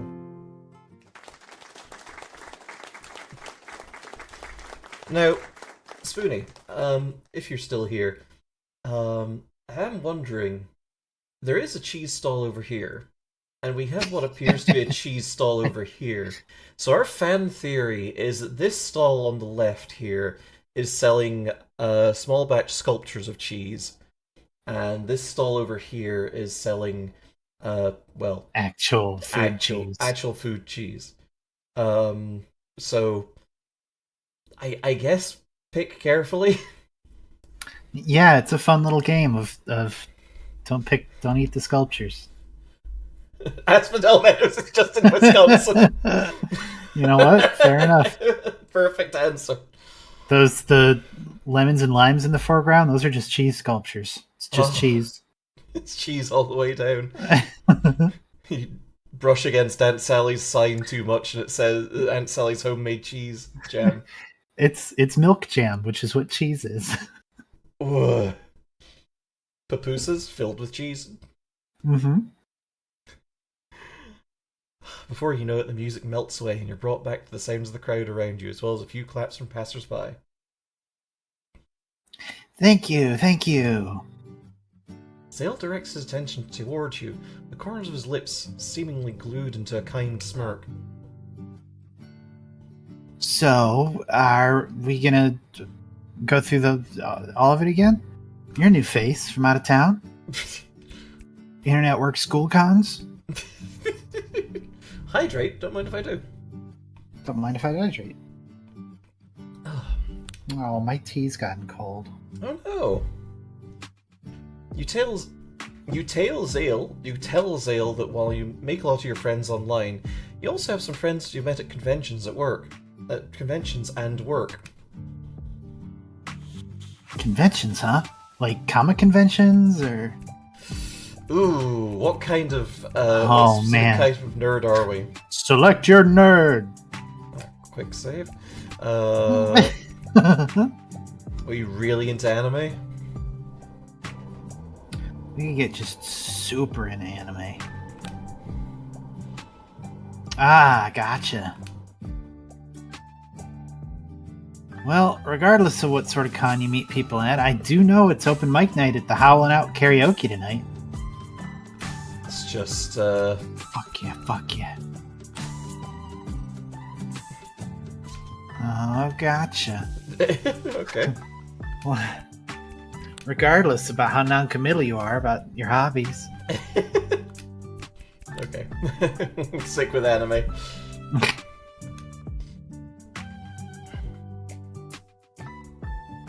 All sorts of folks will be there, and hey, if you can sing, that'll be an easy way to get more eyes on you. I've Like got that plenty owl of- over there. I've got plenty of eyes. or yeah, you already have quite a few eyes. We've established this. You feel your cheeks burn red at the thought. You? Sing? You aren't so sure about that. I can always sing bad on purpose to make you look better. Sing that? That one actor? Sing bad? Yeah, exactly. The secret lost brother strong. You laugh out loud, appreciating the sentiment, but he wouldn't have to do that. Yeah, come to think of it, I want people around here to think my music is good. He ducks down to pack up his guitar, swinging it onto his back. I am going to insert a slide whistle if I do end up editing this, whenever Zale zoops out of frame. Yay! I'm ready to go if you are. I've got the world's biggest remote control on my back, and I'm ready to go. The sun's already starting to set, so we should get a move on. My giant Wii remote and I are ready to go. If He there's any motions. sports or resorts on the way, they'd better watch out. We're gonna make some smooth moves over to the karaoke bar. God, I can't wait for that new WarioWare. That looks good as hell.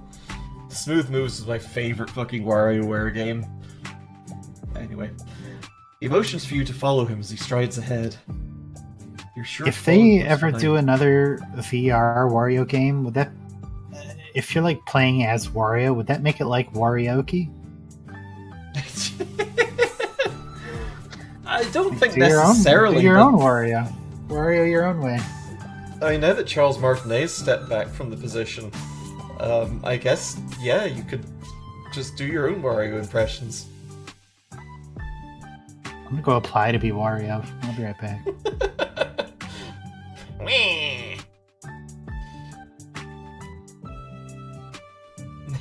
Okay, let's have a look at some of the signage. So we got karaoke, obviously. We've got a cool flag that I don't immediately recognize. The colors are very familiar, and I'm gonna get castigated for not recognizing it, probably. As long as you don't get castrated. Yeah. Open mic night, BOGO. Yippee! Bogo, yippee! You can drink cola and drink another cola. Yippee! Yippee! Oh god. Walking through downtown, your interest is piqued by all the quaint mom and pop shops. It being so late in the day now, most of them are closed, but you can't help remarking on them. Downtown Asphodel Meadows is supported mostly by local businesses. Sorry, I think that ad read needs another go around. I did say that kind of advertisementally, didn't I? Downtown Asphodel Meadows is supported mostly by local businesses. No, I was saying that you could do it more ad ready. Downtown Asphodel Meadows is supported mostly by local businesses. Perfect. Oh, it's Asphodel Meadows flag. You made it up using the colors of the main characters. Oh, Asphodel Pride. Hell yeah. That's cool. I was just squinting at it like, is that like a pan flag? I can't remember. Which one's got green in it? Ah, fuck. Forgot until you pointed it out. It's neat. It's a cool little detail. It's exactly the kind of stuff that I will fixate on. Oh god.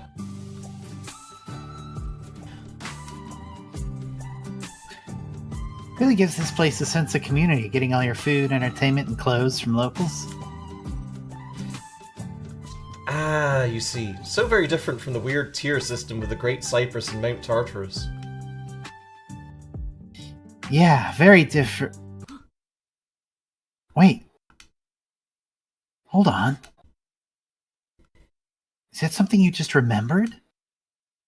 Meatballs. You suppose it was? I don't remember who told you, but Oh It's- dear. definitely information that you somehow remember. Well, that's excellent.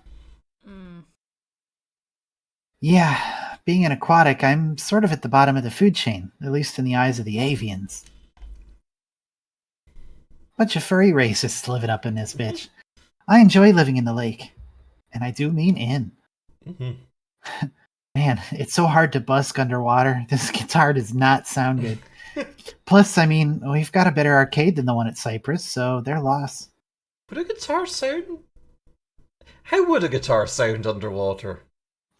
That is a good question. I mean, Because, I like, don't know. It would sound wet. yeah, but like, I mean, water's denser than air. So would the strings So I've still been told. vibrate the water enough to make it go and sound loud in the noise hole of the guitar? I have to imagine it would still work, but it would be a very muted sort of sound. Does anyone have like an acoustic guitar that I can go walk into the ocean with and play songs to fish? Yeah. I need it for science. It has to be acoustic. I'm not taking an electric guitar in there. Not after last No. time. Yeah, I'm pretty sure a guitar would work. It would probably sound kind of cool. A flute, on the other hand, would be very fun to watch someone play. I mean, you'd get a couple of notes out of it until you run out of air. Yeah, you'd play a bunch of notes and they'd all get trapped in the bubbles, and everyone listening could pop a bubble to hear part of the song. It's like a fun little mini game.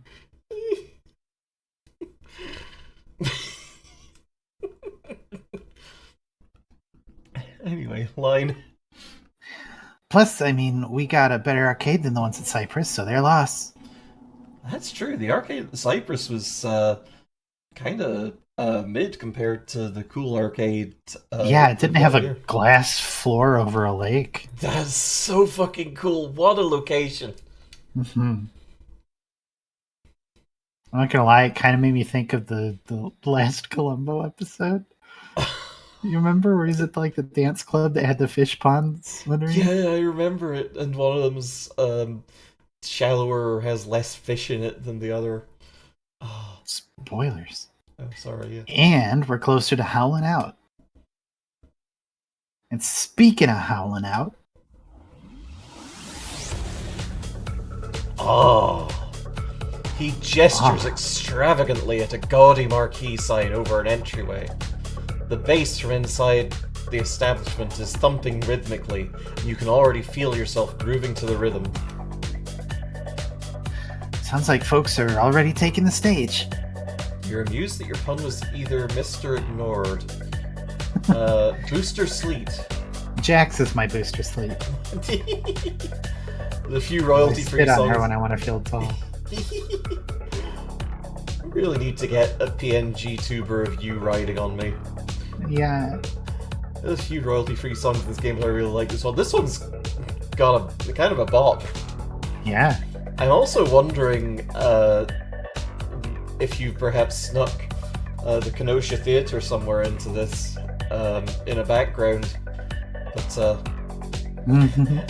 maybe we'll do a creator commentary playthrough of Elysium next year for Pride. Who knows? Who knows?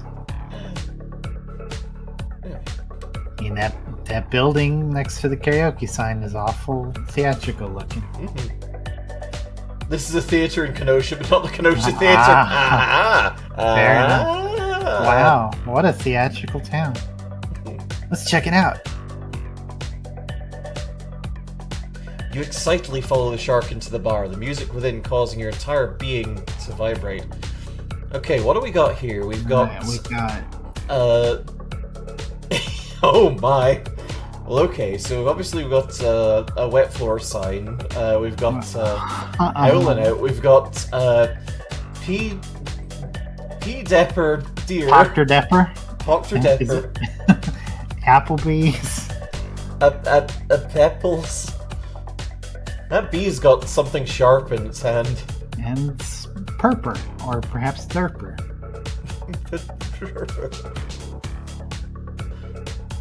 Oh. Is it maybe A-Pepples? A-Pepples? Those signs were generated by AI-generated logos someone made. You know? That Dr. explains... Depper does kind of feel that with the weirdly thick E. Yeah, I was staring at it going, this has the feel of an AI-generated sign, but I don't want to say that. Apples. I was just like, is there like some kind of bee-related mythical creature called Apep that I'm forgetting about? It's like an Egyptian god, Apep, the apple bee.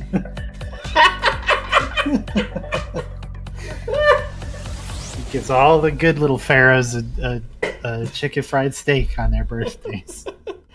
And unlimited cheese sticks. Unlimited cheese. Some of it might be sculptures, though. That's part of the fun. Oh! Yay! Oh! Oh, he's so precious looking. Mm-hmm. The stage is bright and lit up, and a massive beast adorns the stage, singing along to the music in a baritone voice. I think it's gonna be a long, long time. Touchdown, baby, back again to find. Not the man they think I am at home. Oh, no, no, no. Dandy is so fucking good. I just want to give him a... Best. I just want to give him a big fucking hug. He looks so... I know. So I want him cool. to take me out to a wooded walkway and make me close my eyes while he gets real close to me. His singing voice isn't great, but his energy is contagious, and you can't help but clap along with the crowd to cheer him on. Yeah! Yeah, Dan, get it, dude. Get it, dude. The lion opens one eye from his trance and gives Zale a little wave and a smile before he belts out the last few verses of the song. The crowd erupts with applesauce, and the manticore does a sweeping, extravagant bow before trotting. Throwing fistfuls of applesauce onto the stage in appreciation. The manticore does a sweeping, extravagant bow before trotting off stage to greet the two of you. He pulls the smaller man into a big bear, or lion, rather, hug. Oh boy, it's gonna be the me time. Do you want me to do a dandy?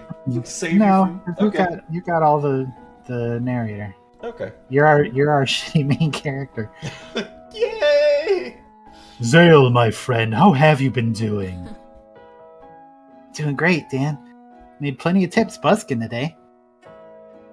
That's wonderful to hear. My little plant booth didn't do so bad either. The lion's eyes fall on you, and for a second he looks surprised. But then his face melts into a warm smile. It's wonderful to see you again. Oh, you've met? Oh, certainly. What was your name again? Your name is... Now, my computer's name is Jax with a lowercase j, so should we just call ourselves Slacks for... Yeah, we'll be our hybrid self. Yeah. Ah, Slacks it is then. Not Jeet? I like Slacks better. They're comfy and easy to wear. Yeah, exactly. Well, would you look at that? Already found someone you know. I see you're starting to get your memory back then. Yeah, karaoke's helping, and we haven't even gotten started. Hey, I sang Rocket Man, okay? I was doing it as Dandy, but... Do you want to go on stage next, Slacks? Neck slacks, which is what I call scarves? You first. Me? You nod. He's an actual singer, after all. It might be good for his business to get on stage and perform. I mean, if you say so, I'll give it a shot. Is Slacks the fusion dance version or the Patara earrings fusion version? I think Slacks is the 2 snaps in a trench coat version. But instead of a trench coat, it's a pair of slacks. Yeah, exactly. Here, hold my guitar. Here, hold my giant Wii remote. He hands you his guitar case and you strap it onto your back. He heads up on stage and grabs hold of the mic. The crowd cheers excitedly at the sight of a new singer on stage, causing Zale to smile. Hi. I'm Zale. I'm a local indie music composer. I'd sing you one of my own songs, but this is karaoke, so I'll just pick one. A cacophony of chuckles resonates through the building as he scrolls through the selection, finally settling on a song. Once the Bottom jeans, boots with the jeans. Cinderella. Once the music begins, Zale closes his eyes, bobbing to the music, and then he begins to sing. Oh, look at him! Look at how hot he is. God, yes. It's hypnotizing watching him completely lose himself in the melodies. You almost feel... You almost feel like you're being transported to a different dimension. Almost like...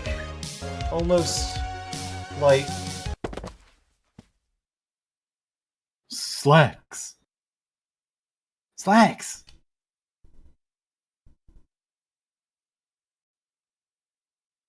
You open your eyes, both Zale and Dandy crouching above you. Are you okay? Your face flushes. Did you pass out? You did. Luckily, I was there to catch you. Oh. Oh. In my big beefy arms. Oh. Oh. Oh. I've got the vapors. I do have the vapors. Oh. Oh. Then you pass out again. The two of them stand you back up on your feet. You're a little woozy, but there's nothing you can't handle. In fact, in a way, you feel a bit more enlightened. You liked Zale singing that much, hmm? Well, no, you mean, yes, you did like his singing, but that's not why you passed out. Probably a bit it's not a question this, but probably a bit too much excitement for the day.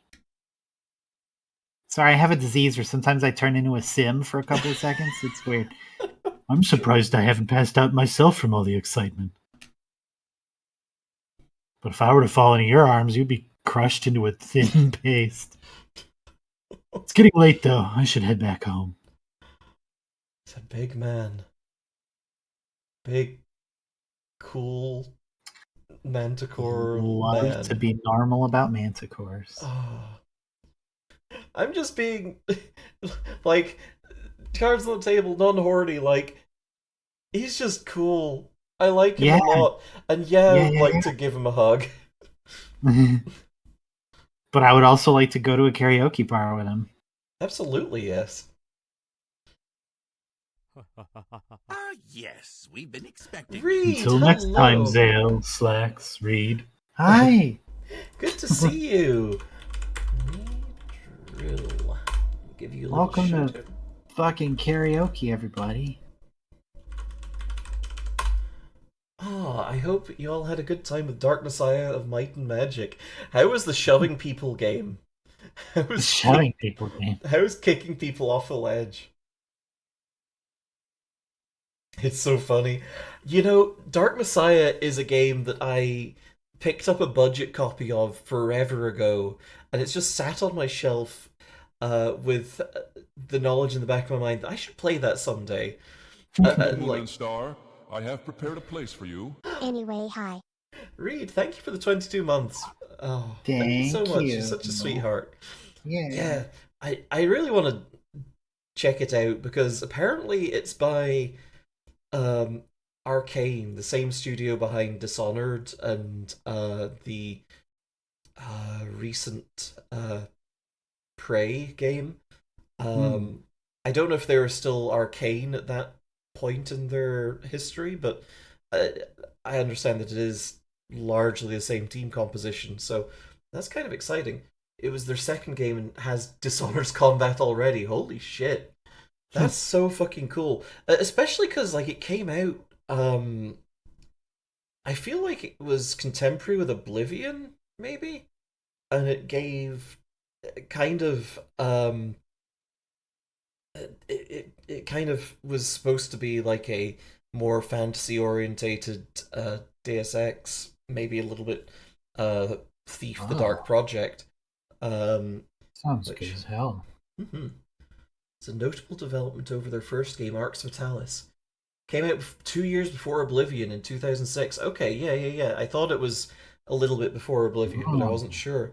So yeah, like a little bit after Morrowind, you had this wild ass immersive sim style game where it had a lot of physics going on. You could shove people off ledges and things like that. And just be a fucking menace.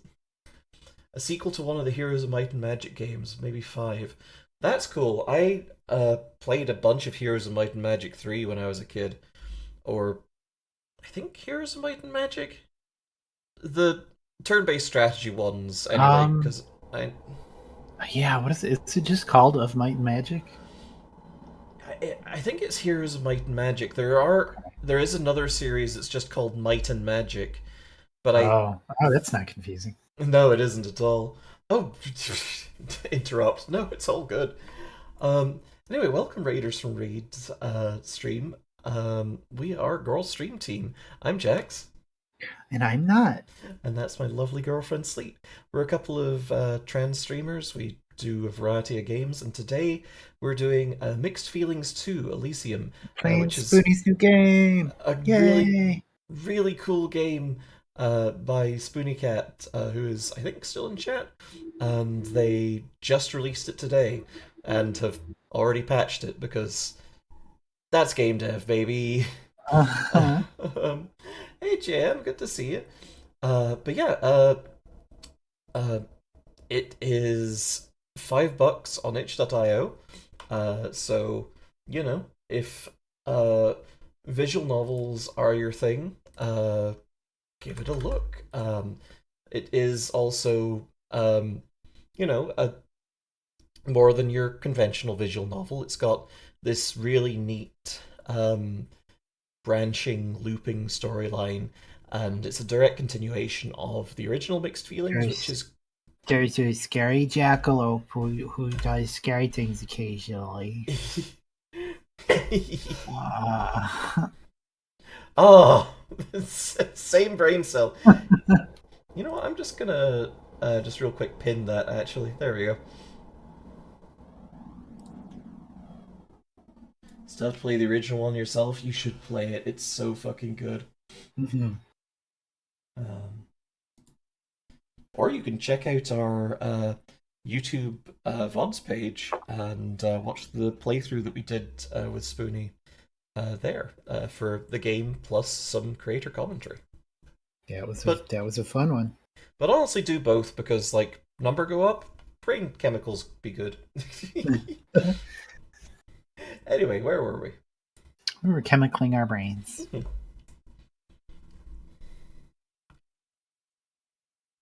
You and Zale wave as Dandy disappears into the crowd filing out to the karaoke bar. Would you be able to handle a jet ski ride? Oh, you just kind of passed out a little bit. You want to go on jet skis? Dandy's so good. Jet ski ride?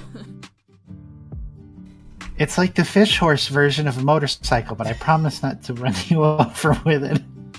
That was a different time stream.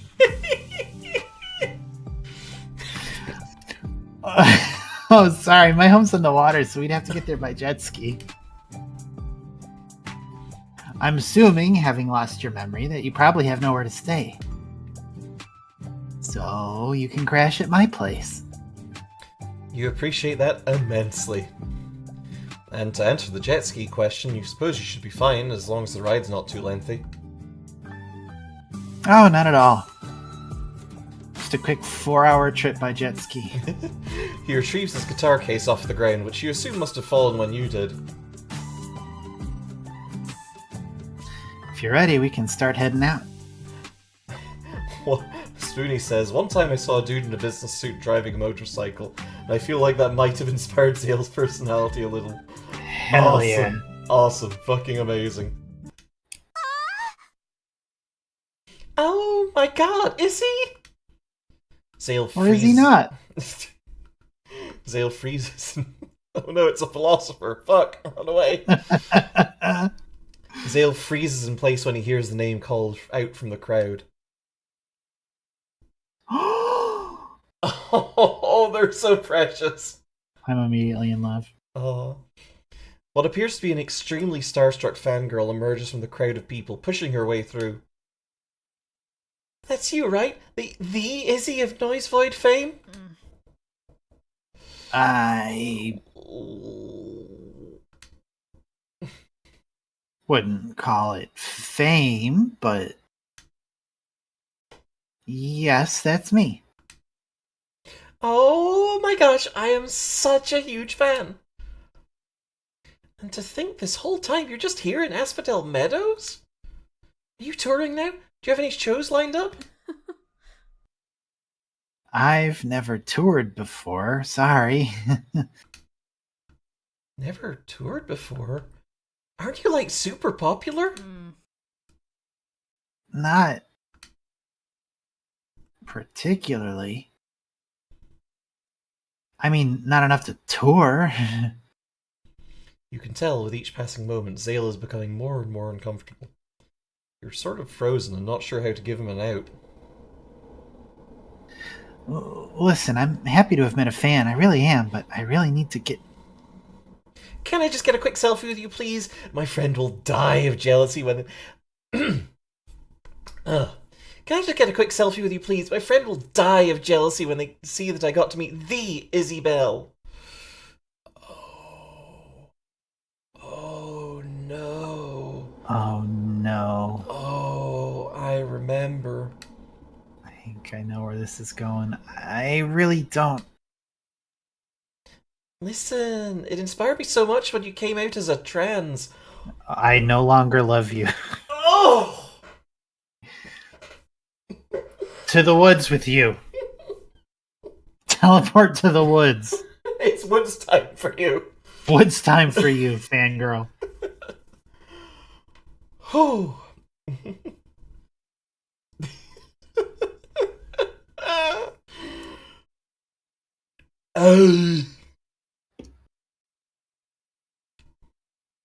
Very brave of you to be vulnerable to your fans like that.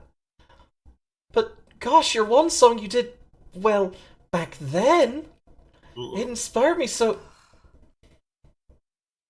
I'm sorry. We need to get going. Zale grasps you by the arm rather firmly and leads you out to the bar faster than you've ever moved. Yeah. Yeah. Whew.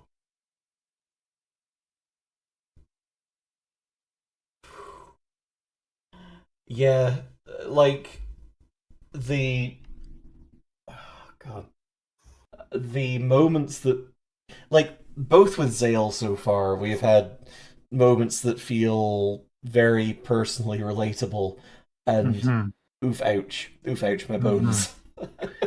The quotation marks around the word trans were both bullets, actually, is what they were.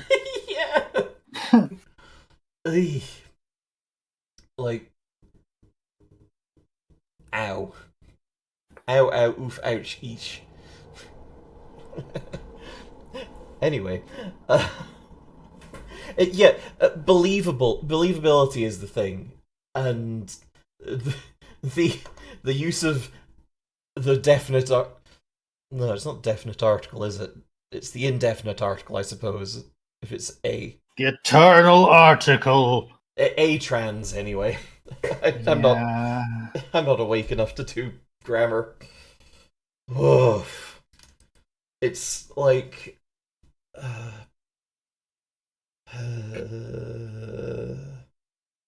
uh, anyway, I'm not going to get sidetracked again. You're afraid to ask questions or even speak to him on the way to the dock where he has his jet ski tied up. He hops onto it and starts fiddling with the rope, lifting the seat up and storing it inside before patting it to indicate you can climb on now. You do so, hesitant to wrap your arms around him. He sighs deeply as if he'd been holding his breath this entire time. I'm sorry you had to hear that.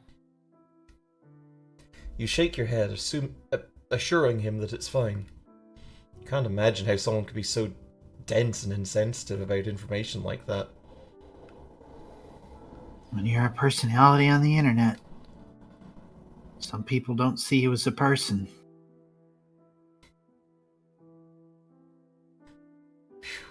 I've certainly seen it. We've not lived it quite yet, but...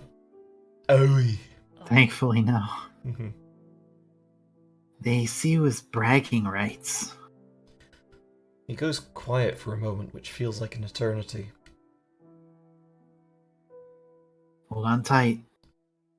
Metasign says, this is interesting. Your character can spot one kind of insensitivity, but not another kind concerning his depression. I mean, this is the second route for Zale, so... Yeah, we're on a time stream where we've kind of unlocked some stuff about ourselves. So I think we're a bit less shitty than we were in the default run. Yeah, exactly. He starts up the engine. We hit a question block and there was empathy inside of it. Some people don't see you as a person, they see you as bragging rights hurt to write. Oh, I'll bet. Yeah. Woof. Guess I didn't catch how the time looping worked. I think that the time looping is a little bit odd and a little bit fungible. Like, it's kind of a time loop, except not just... Except other characters remember stuff, and sometimes you remember a little nugget here and there that unlocks a different path. Yeah, it's at least at this point a little bit extra diegetic, I guess. We're not like necessarily jumping into a time hole and then going back to a certain point, but yeah, because things get remembered when we reload a previous save. Yeah, because for example, the option we picked with Zale was something that we unlocked by going down Dandy's first path and using that option when we encountered Dandy in the club. Dandy recognized and remembered us. So, yeah, there's some looping shenanigans going on here. I think it's largely up to interpretation, but time is fucky here. Yeah, exactly. Not to blast people back to the early aughts, but timey-wimey, spacey-wacy. No. Spacey wacy. Time is fucky, just like some of the people here, too. Apparently.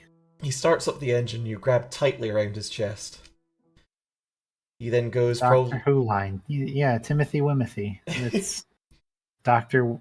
Timothy. That's his name, right? Absolutely. He then goes probably as fast as the watercraft will go almost immediately. You're glad you're holding on as tight as you are. Uh-huh. Just immediately thrown free. He enters the mouth of a cave and everything goes dark for a moment. The engine slows down and he makes it to a dock, urging you to hop on deck so you can grab the rope from the compartment under your seat. He climbs up onto the deck as well. Well, here we are. I hope you can sleep on underwater beds. Good night. I assume you have night vision, right? With the cat ears and tails and all. Hell yeah, multiple tails too. We are just full of pieces. I love us. I love how many bits that we have. Like, we know from the previous game that we've got little insect wings. Yeah. A bunch of eyes, a bunch of arms. We're kind of a little creature-looking thing. Yeah. I love it. I love it. Bucket of limbs. I love the KFC bucket of limbs. Mr. Bucket. Bucket of limbs. You assure him that you definitely do. Perfect. My actual place has lighting, but on the way there, lighting's pretty scarce. Hope you don't mind getting your feet wet. That you can't say you're a big fan of, but you'll manage. Yeah, most of us who live here need contact with water to survive. Things are a bit damp. He leads you down a tunnel and your hind paws immediately plunge into ankle-deep water. It's not terribly pleasant. The tunnel branches into several different hallways with doors along each side. There seems to be some hallways completely submerged in water as well. My room's pretty dry, if you're worried. There's a pool that leads out into the lake if I ever want to take a swim, but other than that, it's safe. Can't wait to see Zale's digs. I'm so excited. The two of you round the corner and Zale opens the next door the two of you come across. Ah, Cozy. I can see that the strategy of using The Sims to block out Oh my the god, yeah! designs I has recognize stuck. the couch! I recognize the TV table. Oh my god, you're right.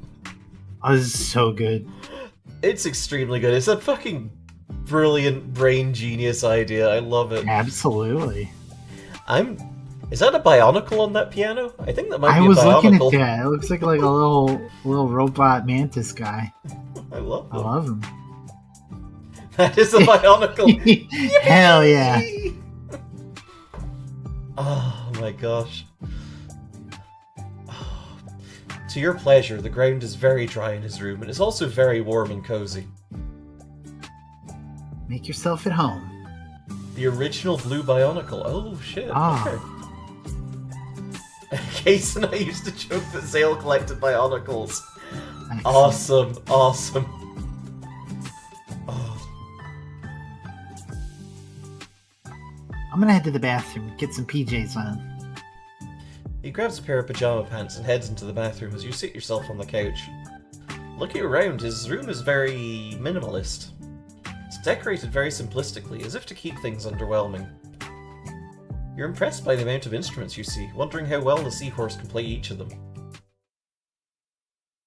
Ah. He emerges from the bathroom once again, wearing nothing but a comfy pair of pants. I've said this before, I think, on stream, and I'll say it again, that Huh? I love top surgery scars so much. I think they're great, like...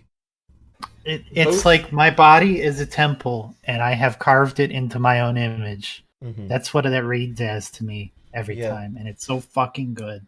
The symbology and the aesthetics of them are both very good, and I would like to think that they're empowering for the folks that have them. I hope so. Yeah. Dandy gave him that plant on the shelf. Oh, Uh-huh. yeah. Like, it's always it feels a little bit weird to say that I love top surgery scars, because it's one of those statements that makes me feel like, is that just a, like, fetishizing a thing? And I don't Well, it's super, not coming from a fetishistic light. It's just yeah, it's cool. It's awesome to see, and so oftenly proudly born yeah, yeah. scars that are like, I've done it. I've done the thing. I've pursued my own happiness, Mhm. and here's the evidence of it. It's just it's just really good. Squeak says someday I'll have top surgery scars. Fuck Yeah, yes. yeah. Is there some way I can share unrelated images? Because I'm reading through a Pathfinder 2e adventure and one of the NPCs has certain scars. Share the text if I can post an image snippet of it somewhere. Ooh, drop that in the Discord. Exclamation point Discord. That's probably a good place for that. Mhm. Yeah, I love the aesthetics of it. I love just the power and the, what's the word? The self-determination, I guess, that it shows that this person or this character Yeah, has undertaken. So I hope that I'm coming at it from a position of, yes, this is a cool and positive thing that this person has these, and it's a beautiful symbol, rather than going, top surgery scar. The confidence, yeah. You try not to look too much at his chest, which has very clear top surgery scars. But he seems to notice anyway. we got his gills. Yeah. Hey, I don't care, honestly. It's really not anything I'm ashamed of. If I was, I'd wear a shirt, you know? I paid a lot of money for this chest. It'd be a shame not to show it off. Yeah, exactly. Yeah. Thank you. Exactly. Thank you for being concise, Zale. Oh, he feels the same way I feel about my tits. Yay. Oh. You chuckle a bit. It's good that he isn't a bit. It's good that he isn't ashamed of his identity. But if he doesn't mind you asking, why did he freeze up when he was noticed by that fan, if not for the, well, what you assume was blatant dead naming? Meatballs. Well, it's not just that I don't like being associated with my older music so much anymore because of what gender I presented as back then. It's more so that I was in a very bad place when I made all that music. All the songs I wrote back there were from a place of extreme depression. And, well, I'm grateful that the music I did back then still helps people. At the same time, it just really sucks. It sucks that I started making more music that I'm proud of. Music that is objectively better. But no matter what I try, no matter how much better I get, people don't care. Because now I'm not writing about breakups, suicide, or depression anymore. Oh. I'm writing about how I'm getting better and how the future looks bright. But people don't want to hear that. People don't want to see you get better. All I care about is their pain and projecting it onto your work. He inhales big and lets out a long sigh. I've been trying my best to do more work outside of the internet with my music. That's why I picked up busking at the farmer's market and started doing gigs at local venues. Are you impressed with the way I said picked up busking without screwing it up? Very. I'm almost able to read words. It's honestly been helping a lot, and it feels like a far better way to make connections with other musicians. Not to mention getting acquainted with owners of venues I can play at. Making my entire career based on people that are very online only has been very damaging to my mental health. Especially with how some people treat you. It can still be incredibly hard for me to make friends nowadays. How so? Well, when you're popular enough, there are plenty of people out there who want to make connections with you. Whether those are business connections or just friendships. I cannot tell you how many times I've become friends with someone just to find out that I was only bragging rights to their other friends. Oh.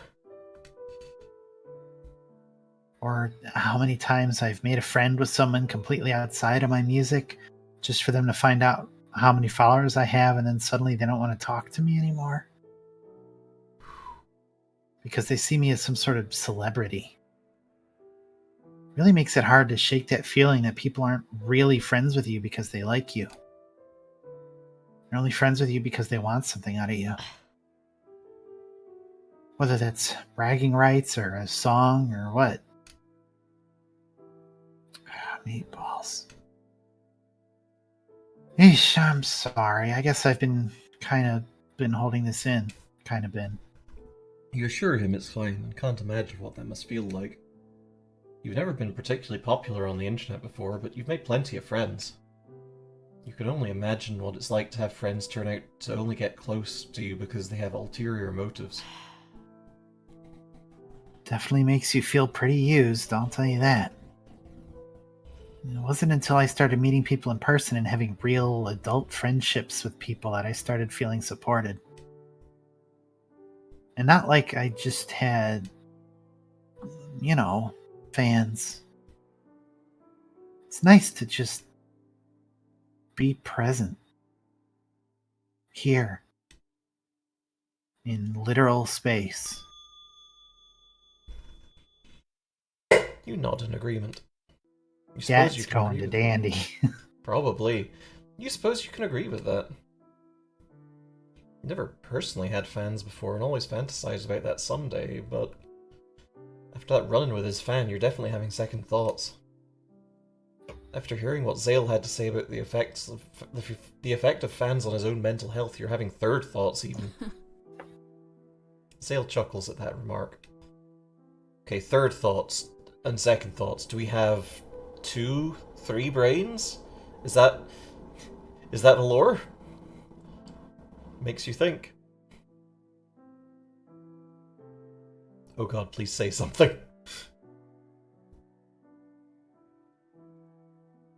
Uh-oh. I think something has happened to Slate.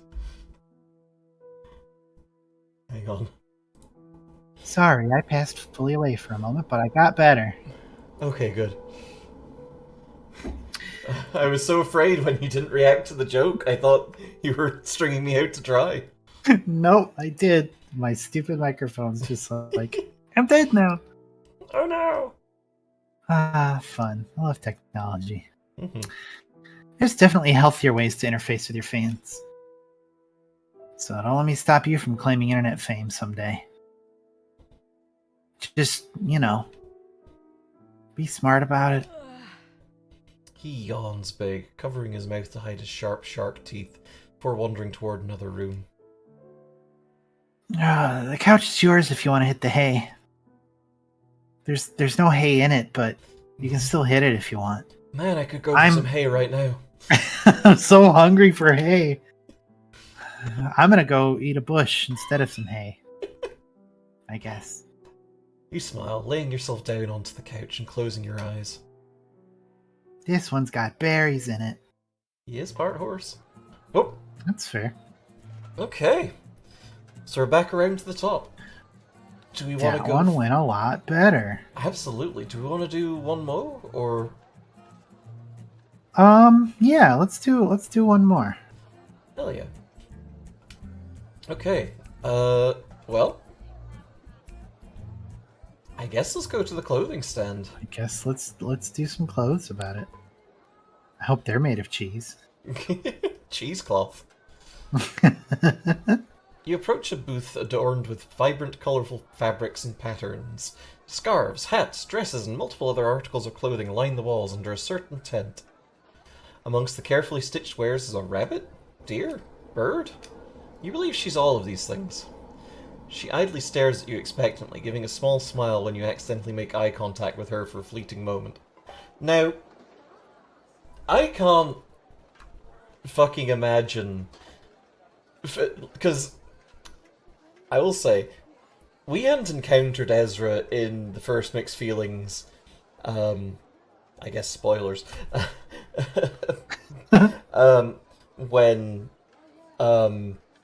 when we played it, because we only played a little bit of it, and then when we only fully encountered her when we did the playthrough with Spoonie. Yeah. I can't imagine how it must have felt to play the demo of this and just, oh, Ezra's there. Yeah, really. Oh, beans.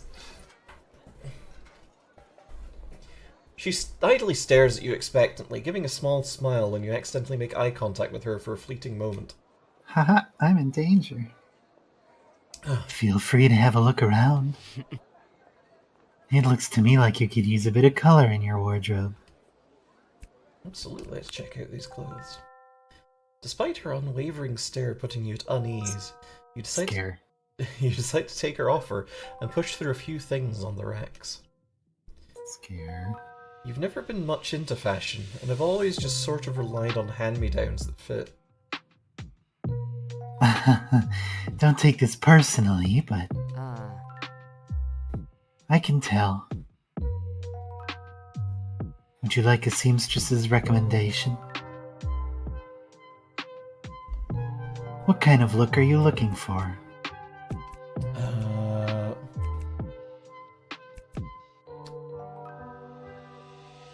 Should we go for stylish, or do we want to get, like, fucking sweatpants? Let's go stylish. I'm just committing to this right now. For the rest of my life, I will never go to a farmer's market and buy sweatpants. It will never happen, I refuse. Fair enough. The rabbit smiles wider and nods, her small body disappearing into the rack of clothing. Not long after, she emerges with a top and some accessories. I'm so scared. So, I decided on something with a muted color scheme, with a nice pair of sunglasses to top it all off. Go on, give it a try. I think it suits you. Taken aback by her eagerness, you put the top over your robe and adorn the sunglasses.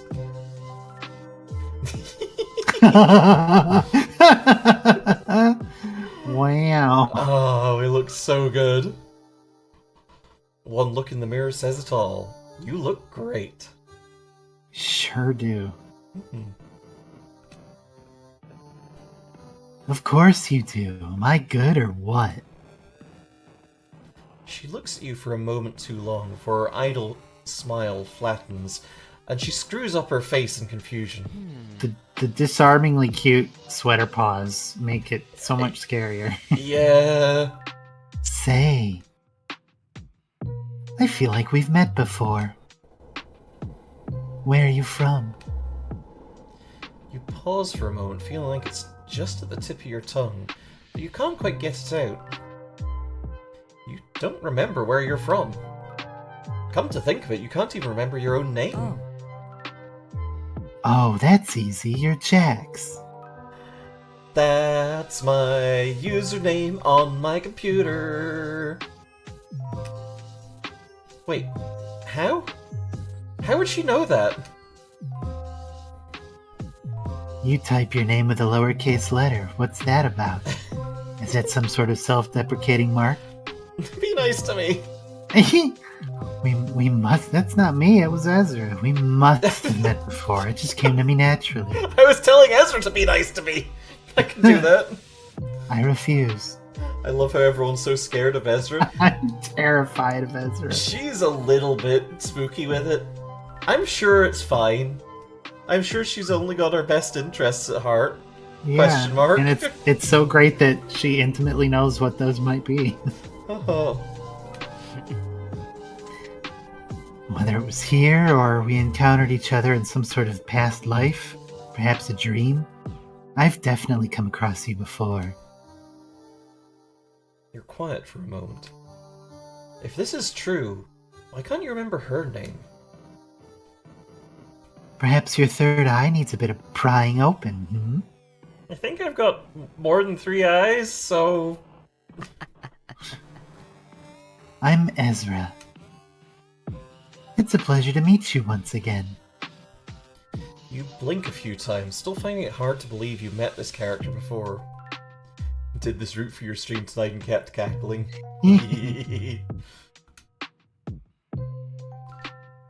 Regardless, she does already feel incredibly familiar despite never seeing her before. Tell you what. You seem to be having some issues with memory.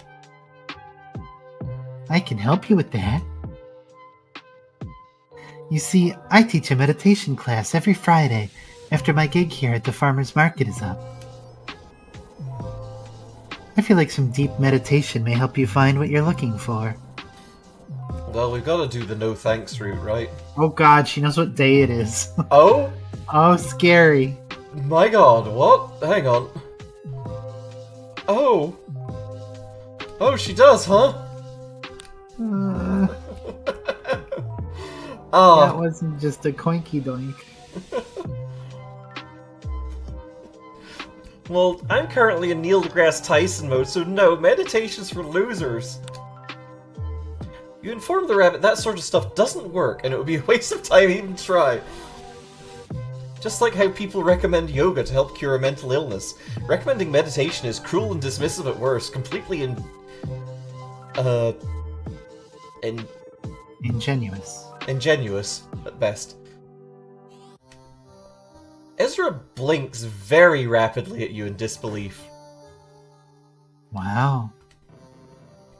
Rude? Do you normally shoot down people offering genuine advice? You tell her it's not helpful, and actually think it's kind of rude herself that she would suggest something so frivolous. It just doesn't work. Okay, then what does work? Because it seems to me that you have a problem, and the first option presented to you doesn't work. Have you tried? Of course you haven't tried. Why would you try something so ridiculous? You can't focus anyway. Clearing your mind would be pretty much impossible. Ezra stares you down, absolutely unimpressed. Ah. Okay. I understand. You're the type of person who doesn't want to mitigate the symptoms of your ailments. You'll complain and complain and complain, but the moment someone provides a bit of advice, you deny or disregard it. You don't want help. You want validation. Hey, where have we... I feel like we've heard that somewhere before pretty recently. Because there's nothing wrong with you, right? The people around you just need to learn how to cater to your specific needs. Your very own actions aren't your responsibility, but everyone else's. Did I get that right?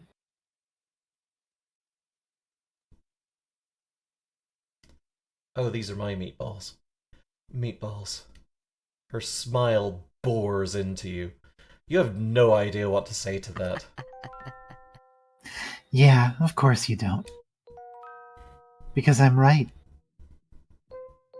In any case, you may be a rude little insect, but I'm still willing to try and help you. I don't know, like, I feel like, did I get that right, flat period? Yeah. Yeah, that felt intended. Okay, that was intended. It wasn't really a question.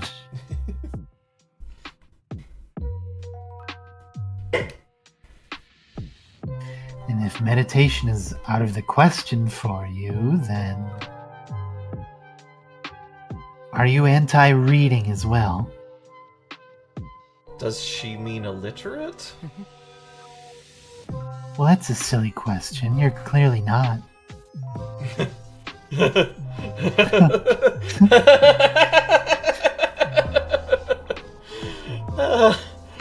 fourth wall will not save you. What I mean to say is, would you be opposed to visiting the bookstore? So glad that joke landed. Oh, landed very well. How would visiting a bookstore help get your memories back? Well, you see, bookstores have clever little things called books that have these amazing things called words. Alright, you didn't lose your memory that much. Sorry, I just wanted to make sure we're on the same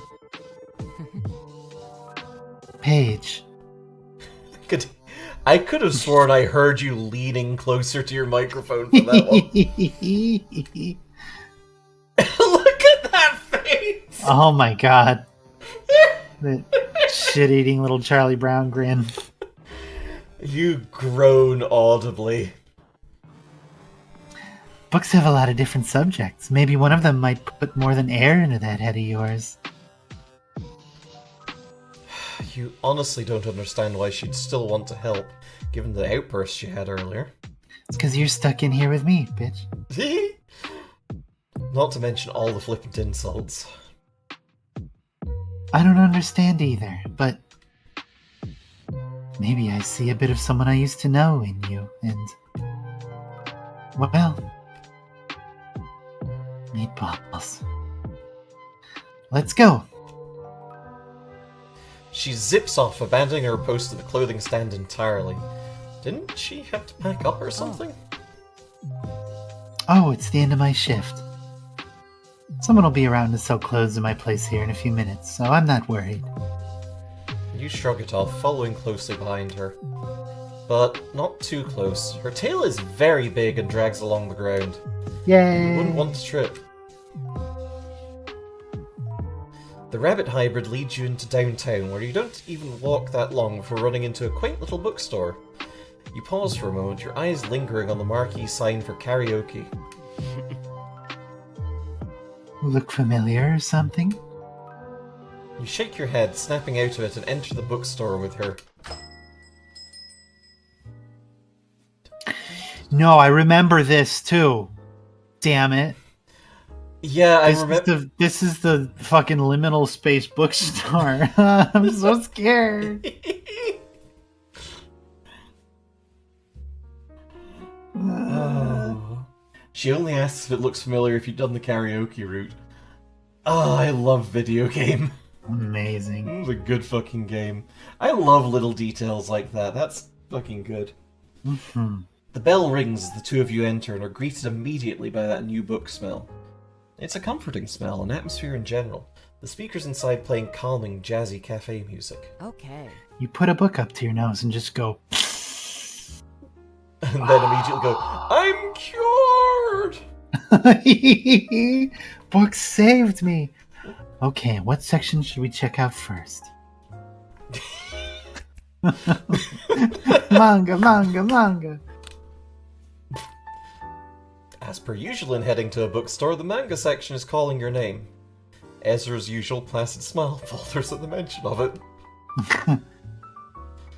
Well, I suppose if you were a weeb before you lost your memory, that would be a worthwhile place to look.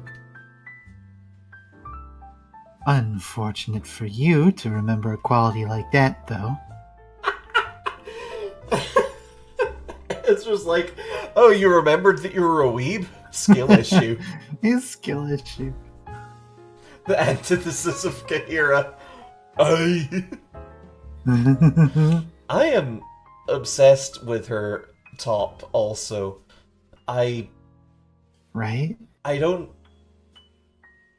like if that turtleneck part is coupled to the top with the deep V-neck, that's cool. If that turtleneck is just a separate piece of clothing altogether, that's also fucking cool. I love it. That's fun. That's fun. It's fun and fresh.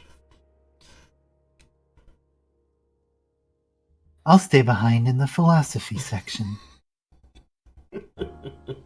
with the grown-up books. This is one of those three witches again, isn't it? Oh no. You can't. Have fun with your picture books. She ducks behind the bookshelves as you head over to the comics and manga. Does she have something against manga? Yes. Yes. I stopped reading manga and watching anime when I was 20 and have no interest in it anymore. That's not really anything against it, that's just growing out of it. Oh, I also have plenty against it. She thumbs through a book titled Ashthorn's Articulation of Metaphysical Proofs. Okay. Wow. Ashthorn is a silly little... a silly little man cockatrice. He is very and ready to party. Very single and ready to mingle? I'd like to solve the puzzle. Wow.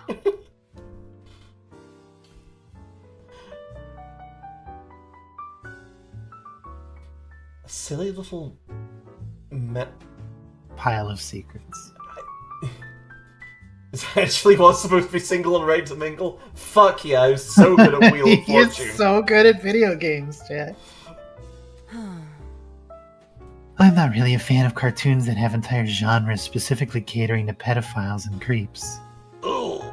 Yeah, I mean, that's kind of fair. Yeah, that's actually fair. Have you ever looked through the now playing thing on Crunchyroll? Yikes! Oh. It's a bad time out there. Hey, they're not cartoons, it's anime. There's a difference. Oh, God. You're offended by the cartoon comment, but not the pedophile one? Well, if you could ignore that kind of stuff, there's plenty of good anime and manga out there. I can forgive the pedophilia, but I draw the line at cartoons. Whew. Whew-wee.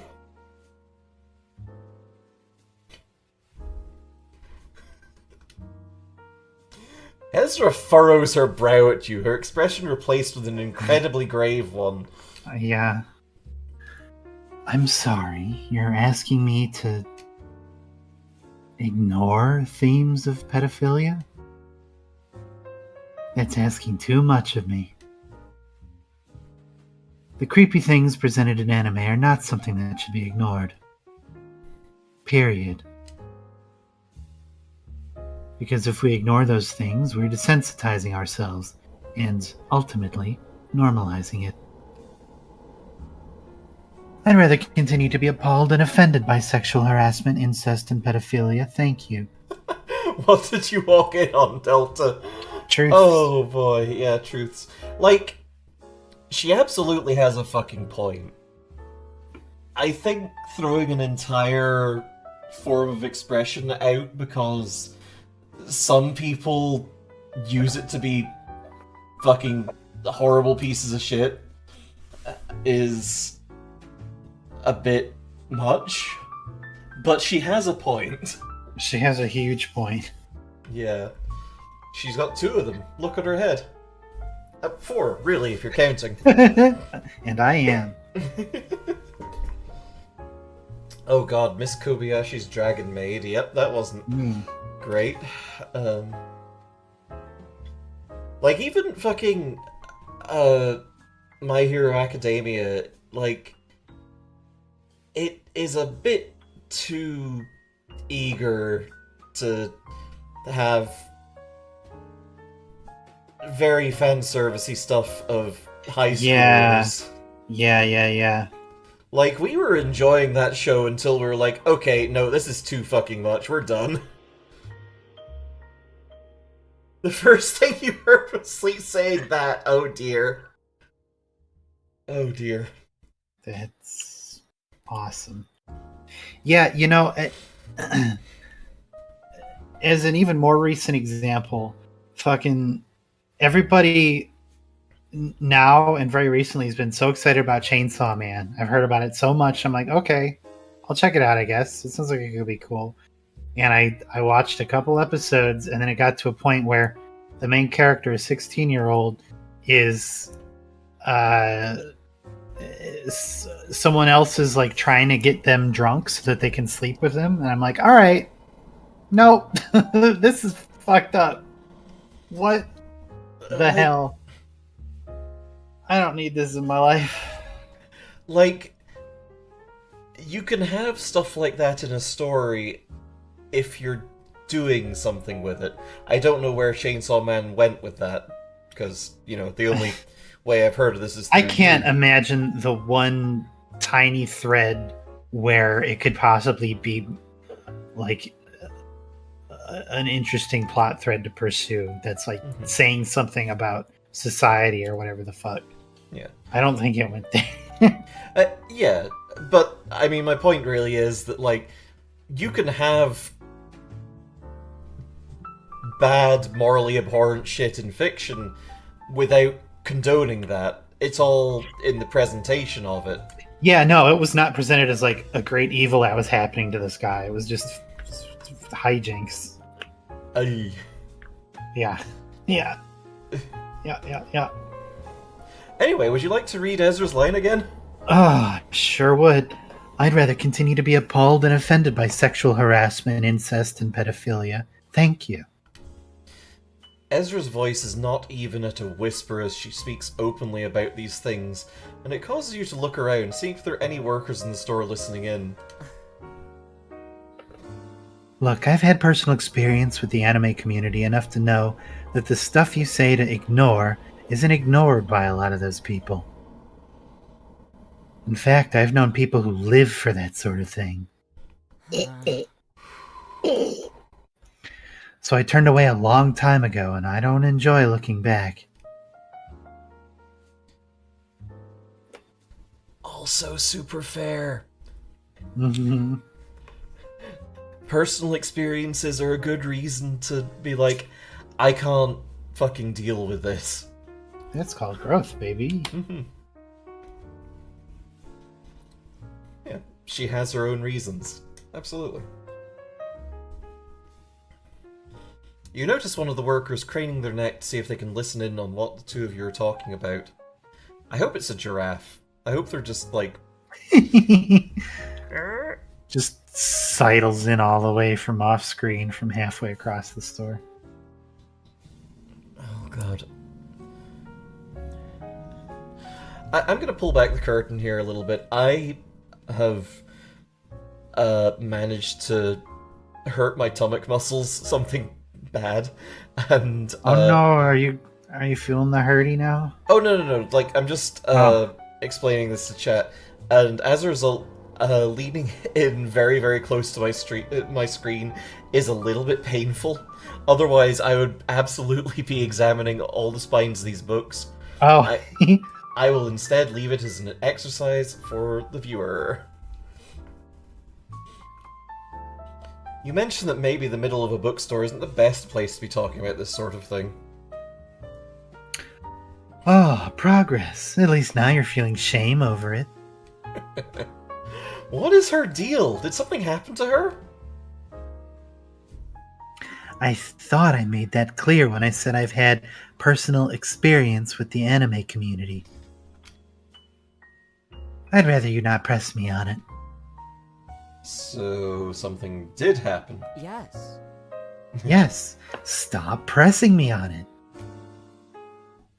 Do what we came here for and look for some fucking books.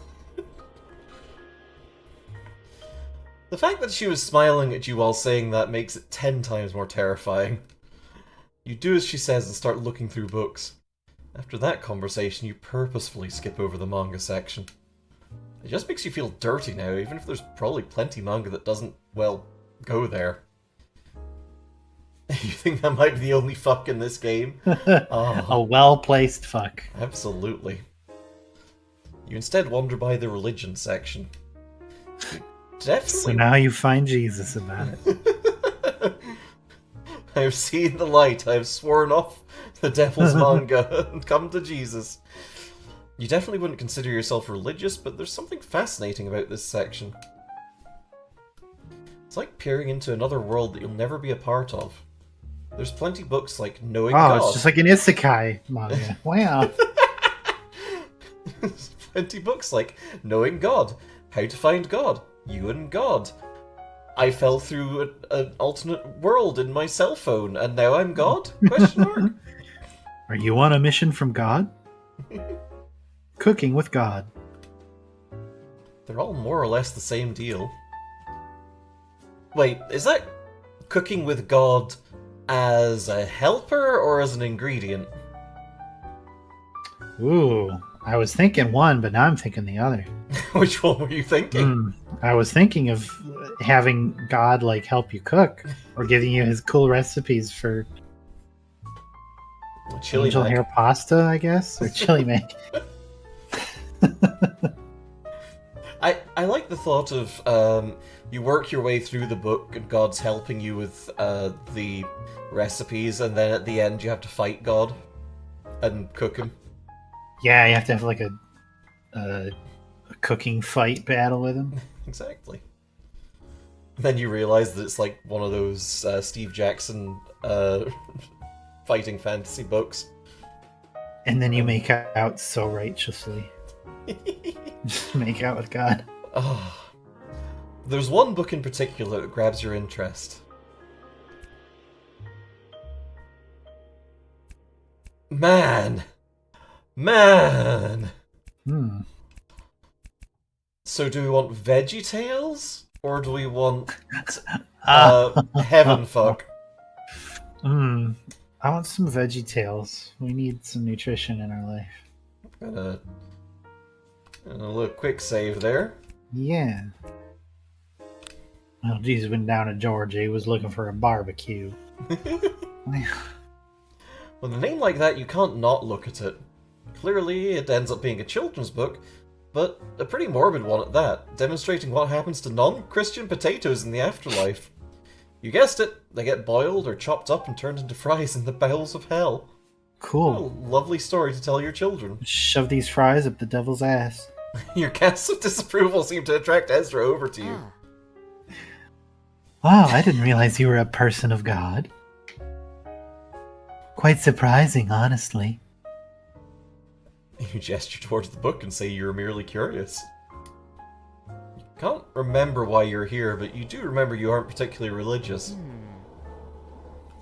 I've never been too religious either, but I met someone recently who taught me a lot about spirituality. Is it Dandy? I bet it's Dandy. It's Dandy.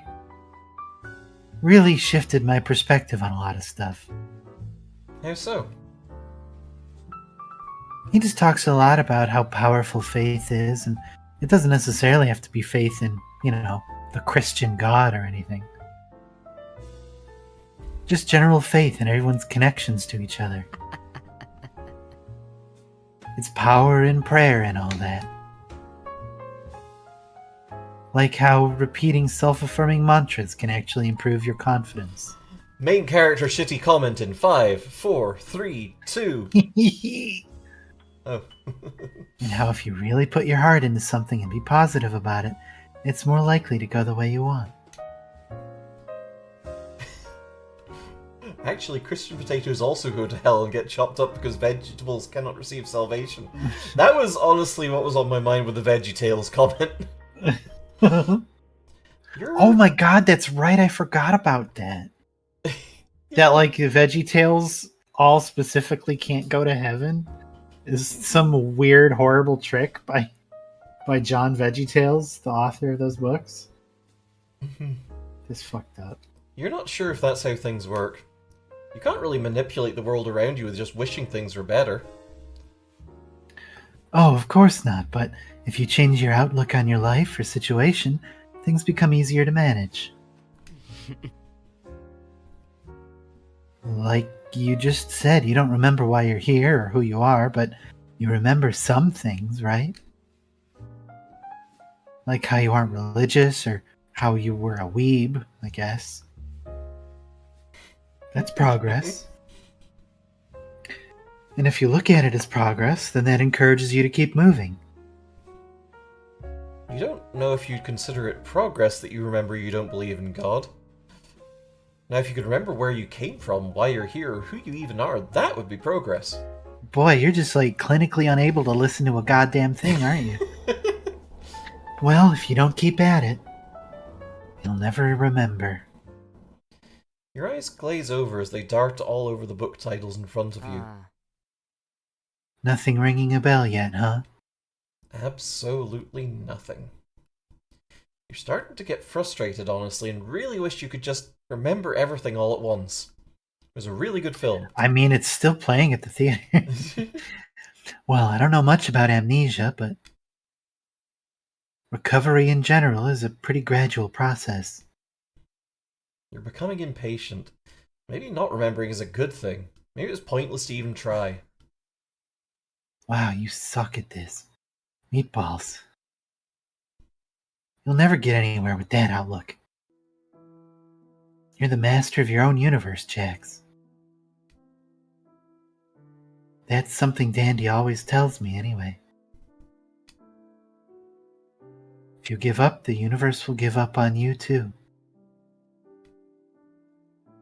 Surrender to the currents, and the cosmos will sweep you away. Is that what you want? To just fade away into nothing? Or do you want to be your own god and take control of your story? Meatballs. You don't know. You have to try. Otherwise, not only will you forget everything, everyone will forget you. Everything. Are you listening, Jax? Yes, okay, I'm listening. You have to have faith in yourself. You're the only one you can count on at the end of everything. Sorry, I'm just remembering that Spoonie had set their computer username to Blorbo, so... Are you listening, Blorbo?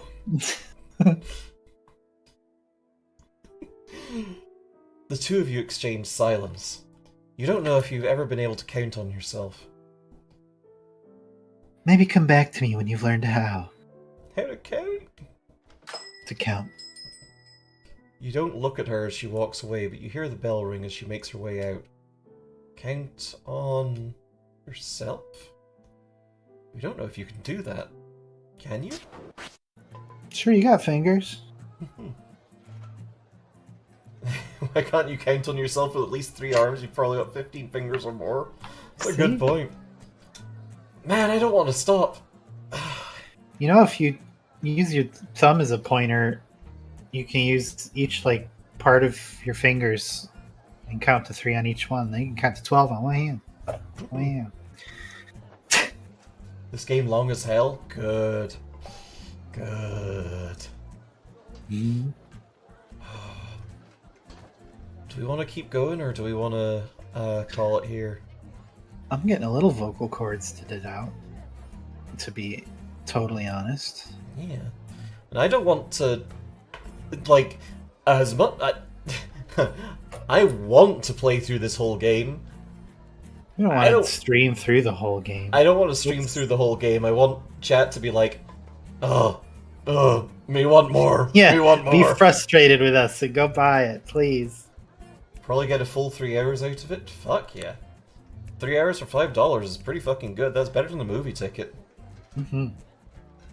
Wait, did I say $3 for 5 hours? I feel like I did. You did? Well, $5 for 3 hours. Oh, another full 3 hours. Okay. $5 for 6 hours is even better than a movie ticket. Wow. It's a shame the main character's viewpoint is kind of, I mean, you've got to start somewhere.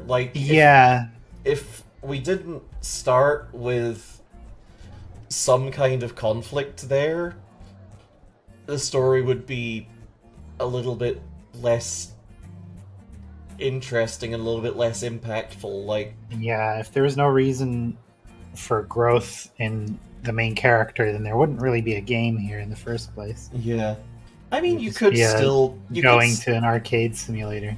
Yeah.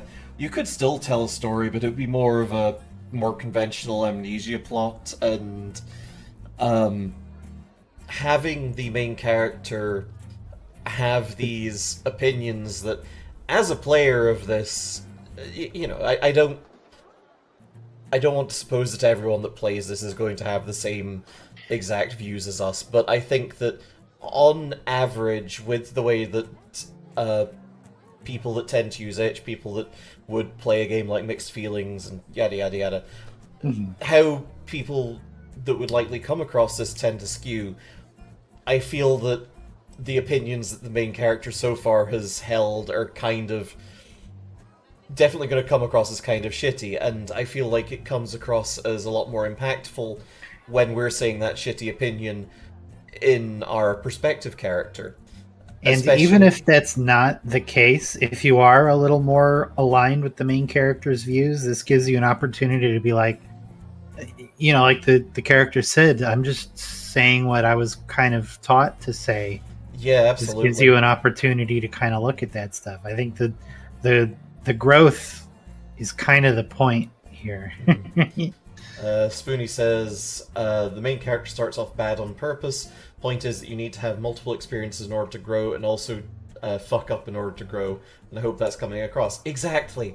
Yeah. Exactly. Like, how much less interesting would that scene with Zale have been if we just, from the off, completely sympathized with him and been like, oh yeah, of course, it's, it's hard mentally and blah, blah, blah, blah. No. Like, there's no conflict at that point. That essentially takes that route out because, then it's just, well, okay, I guess we don't have a reason to not be hanging out, so... Right.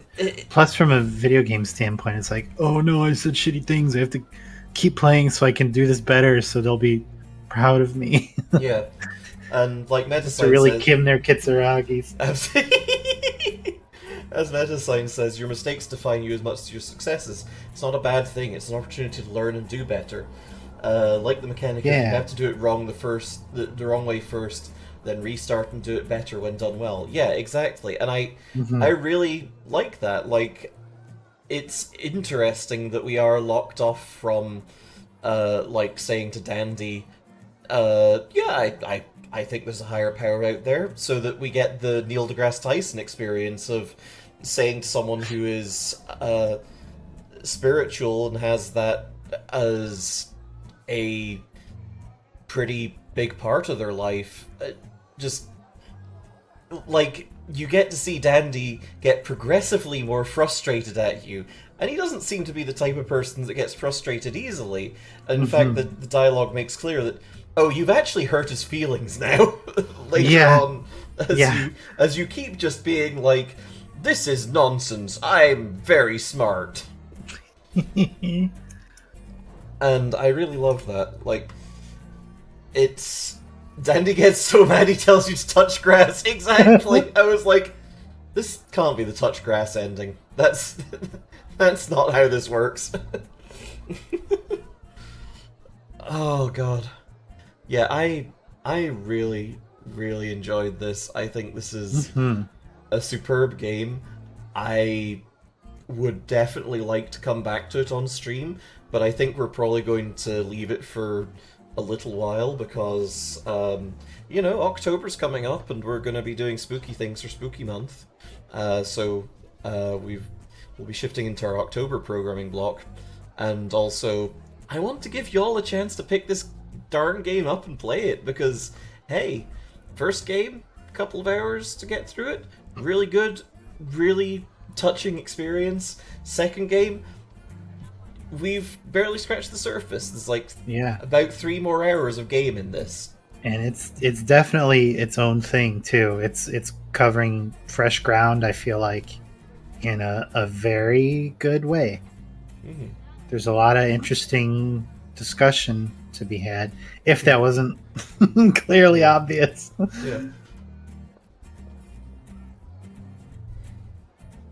Main character does not. Main character literally has memory loss. They are not neurotypical.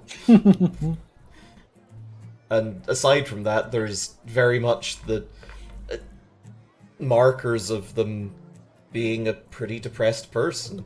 Like, talking a lot about how they're fairly isolated from people, how all their friends are online friends, and you only really get to open up about how, oh yeah, and I've met a bunch of people in person too. That's cool. After you've gone a little bit further down the route, and also it now does feel a little bit like the comment to Zale about if you were actually depressed or anxious, then you wouldn't be able to lift yourself out of that. That felt very much like it was coming from a place of not of the have you tried yoga mindset, but more of a, well, I'm depressed and anxious, and I know that it sucks, and I know that I can't get myself out of that by doing the things that you've done, so clearly. But yeah. The game is written very, very well. It has a... Sorry. I just got suddenly distracted by one of the folks in the background here. Just this person here. Just hands on hips. Just... I don't know why they stood out, but they sure did. A lot of cuties in there. Absolutely. Yeah, the character you mentioned, as a natural 20 says, character you mentioned, why did you get mad at me? I'm just repeating what I was told. So yeah, internalized ableism. Mm-hmm. And I think to have a game that broaches the topics of internalized ableism and just a lot of this internalized shittiness to a lot of the problems that a lot of us here do face in our day-to-day lives, it's not something that you see very often, and it's certainly not something you see in AAA games. So that's why I will fucking love and support indie games to yeah. to the last. And I know I keep saying this, and I suppose I should disclaim, we are not getting paid by Spoony to advertise this. This is just, we think you all should play this video game. Look how cool this video game is. You should play it. Yes, it's going to maybe be a bit of a rough ride. Yes, you should check out the content warnings, and if it's not for you in terms of content warnings, then, maybe give it a miss then, but if you can, it's $5, pay what you want. Well, pay $5 or more. Welcome, Moon and Star. It's worth it. It's a good experience, I think. Oh, Spoony, thank you for gifting a tier 1 sub to Val. Well, now. Well, shit. Now we're now they are paid. paying us. Oh fuck! Oh shit! The jig's up. Oh god. Beans. Oh man, you could have waited till the stream was over. Now they all know that we're corrupt and we're just... Oh, fuck. Ethics L. Oh, God.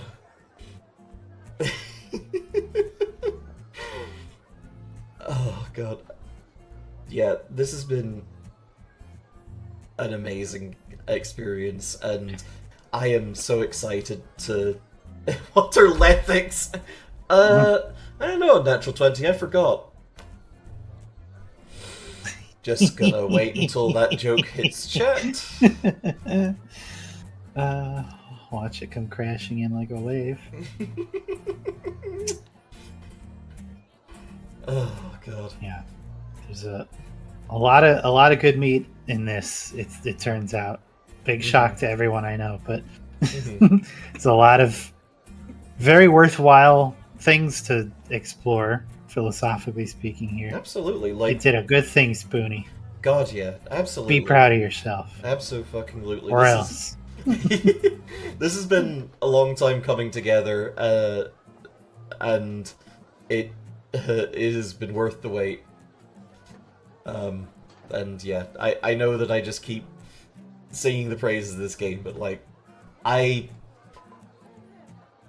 I like this. I like this a lot. I like small games. I like games that make me feel something. And Yeah. considering that one of the last games that we played together on stream before you went out on holiday was Starfield, which only made me feel angry. I was just about to say too, find any conversation in Starfield half as deep as anything you find in this game. Yeah, like the best line in Starfield is when you talk to your very boring robot pal and say, "Hey, tell me a joke," and they say, "I'm looking at one." Great joke, beautiful. Wish the rest of the game was had anywhere near that amount of spirit in it. It's been a delight just watching you play this and talk about it. Oh, thank you, Spoonie. Thank you. Let's find someone to raid. Let's bop on over to our chat screen. Oh, You know what? I'm just gonna let the game keep playing in the background because this music's making me bop. Yeah.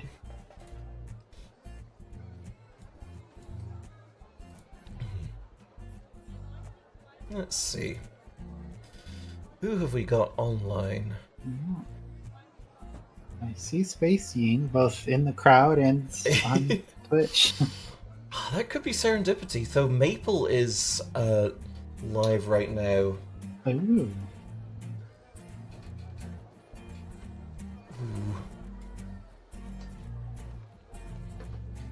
Yeah, give Spacey a couple of minutes and they'll have like hundreds of people in chat. I'm gonna send it over to Maple, who's a smaller streamer, and just trying to,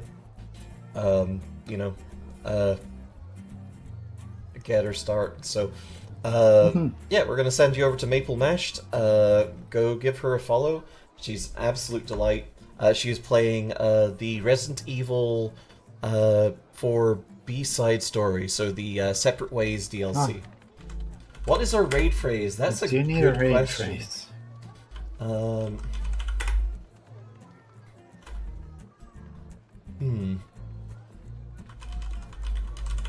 What is our raid phrase? It's a lot of good lines from the game. Elysium Falls is just Wisconsin. Asphodel Meadows is just Wisconsin. Touch grass. Oh, that's so mean to say to Aunt Sally's homemade jam. I like Aunt Sally's homemade jam. Oh, Me cheese. too, it's delicious. Don't break your teeth on the cheese sculptures.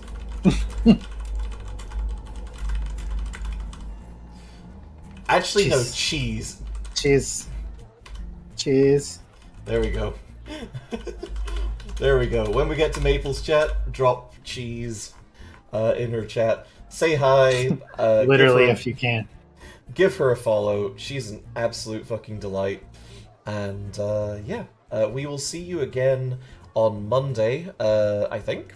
I don't know what with, but we'll figure that out. And yeah. Yeah, well, Yep. we'll see you then. Take care, everyone. Have a good one. Be kind to each other. Mwah. Goodbye. Mwah.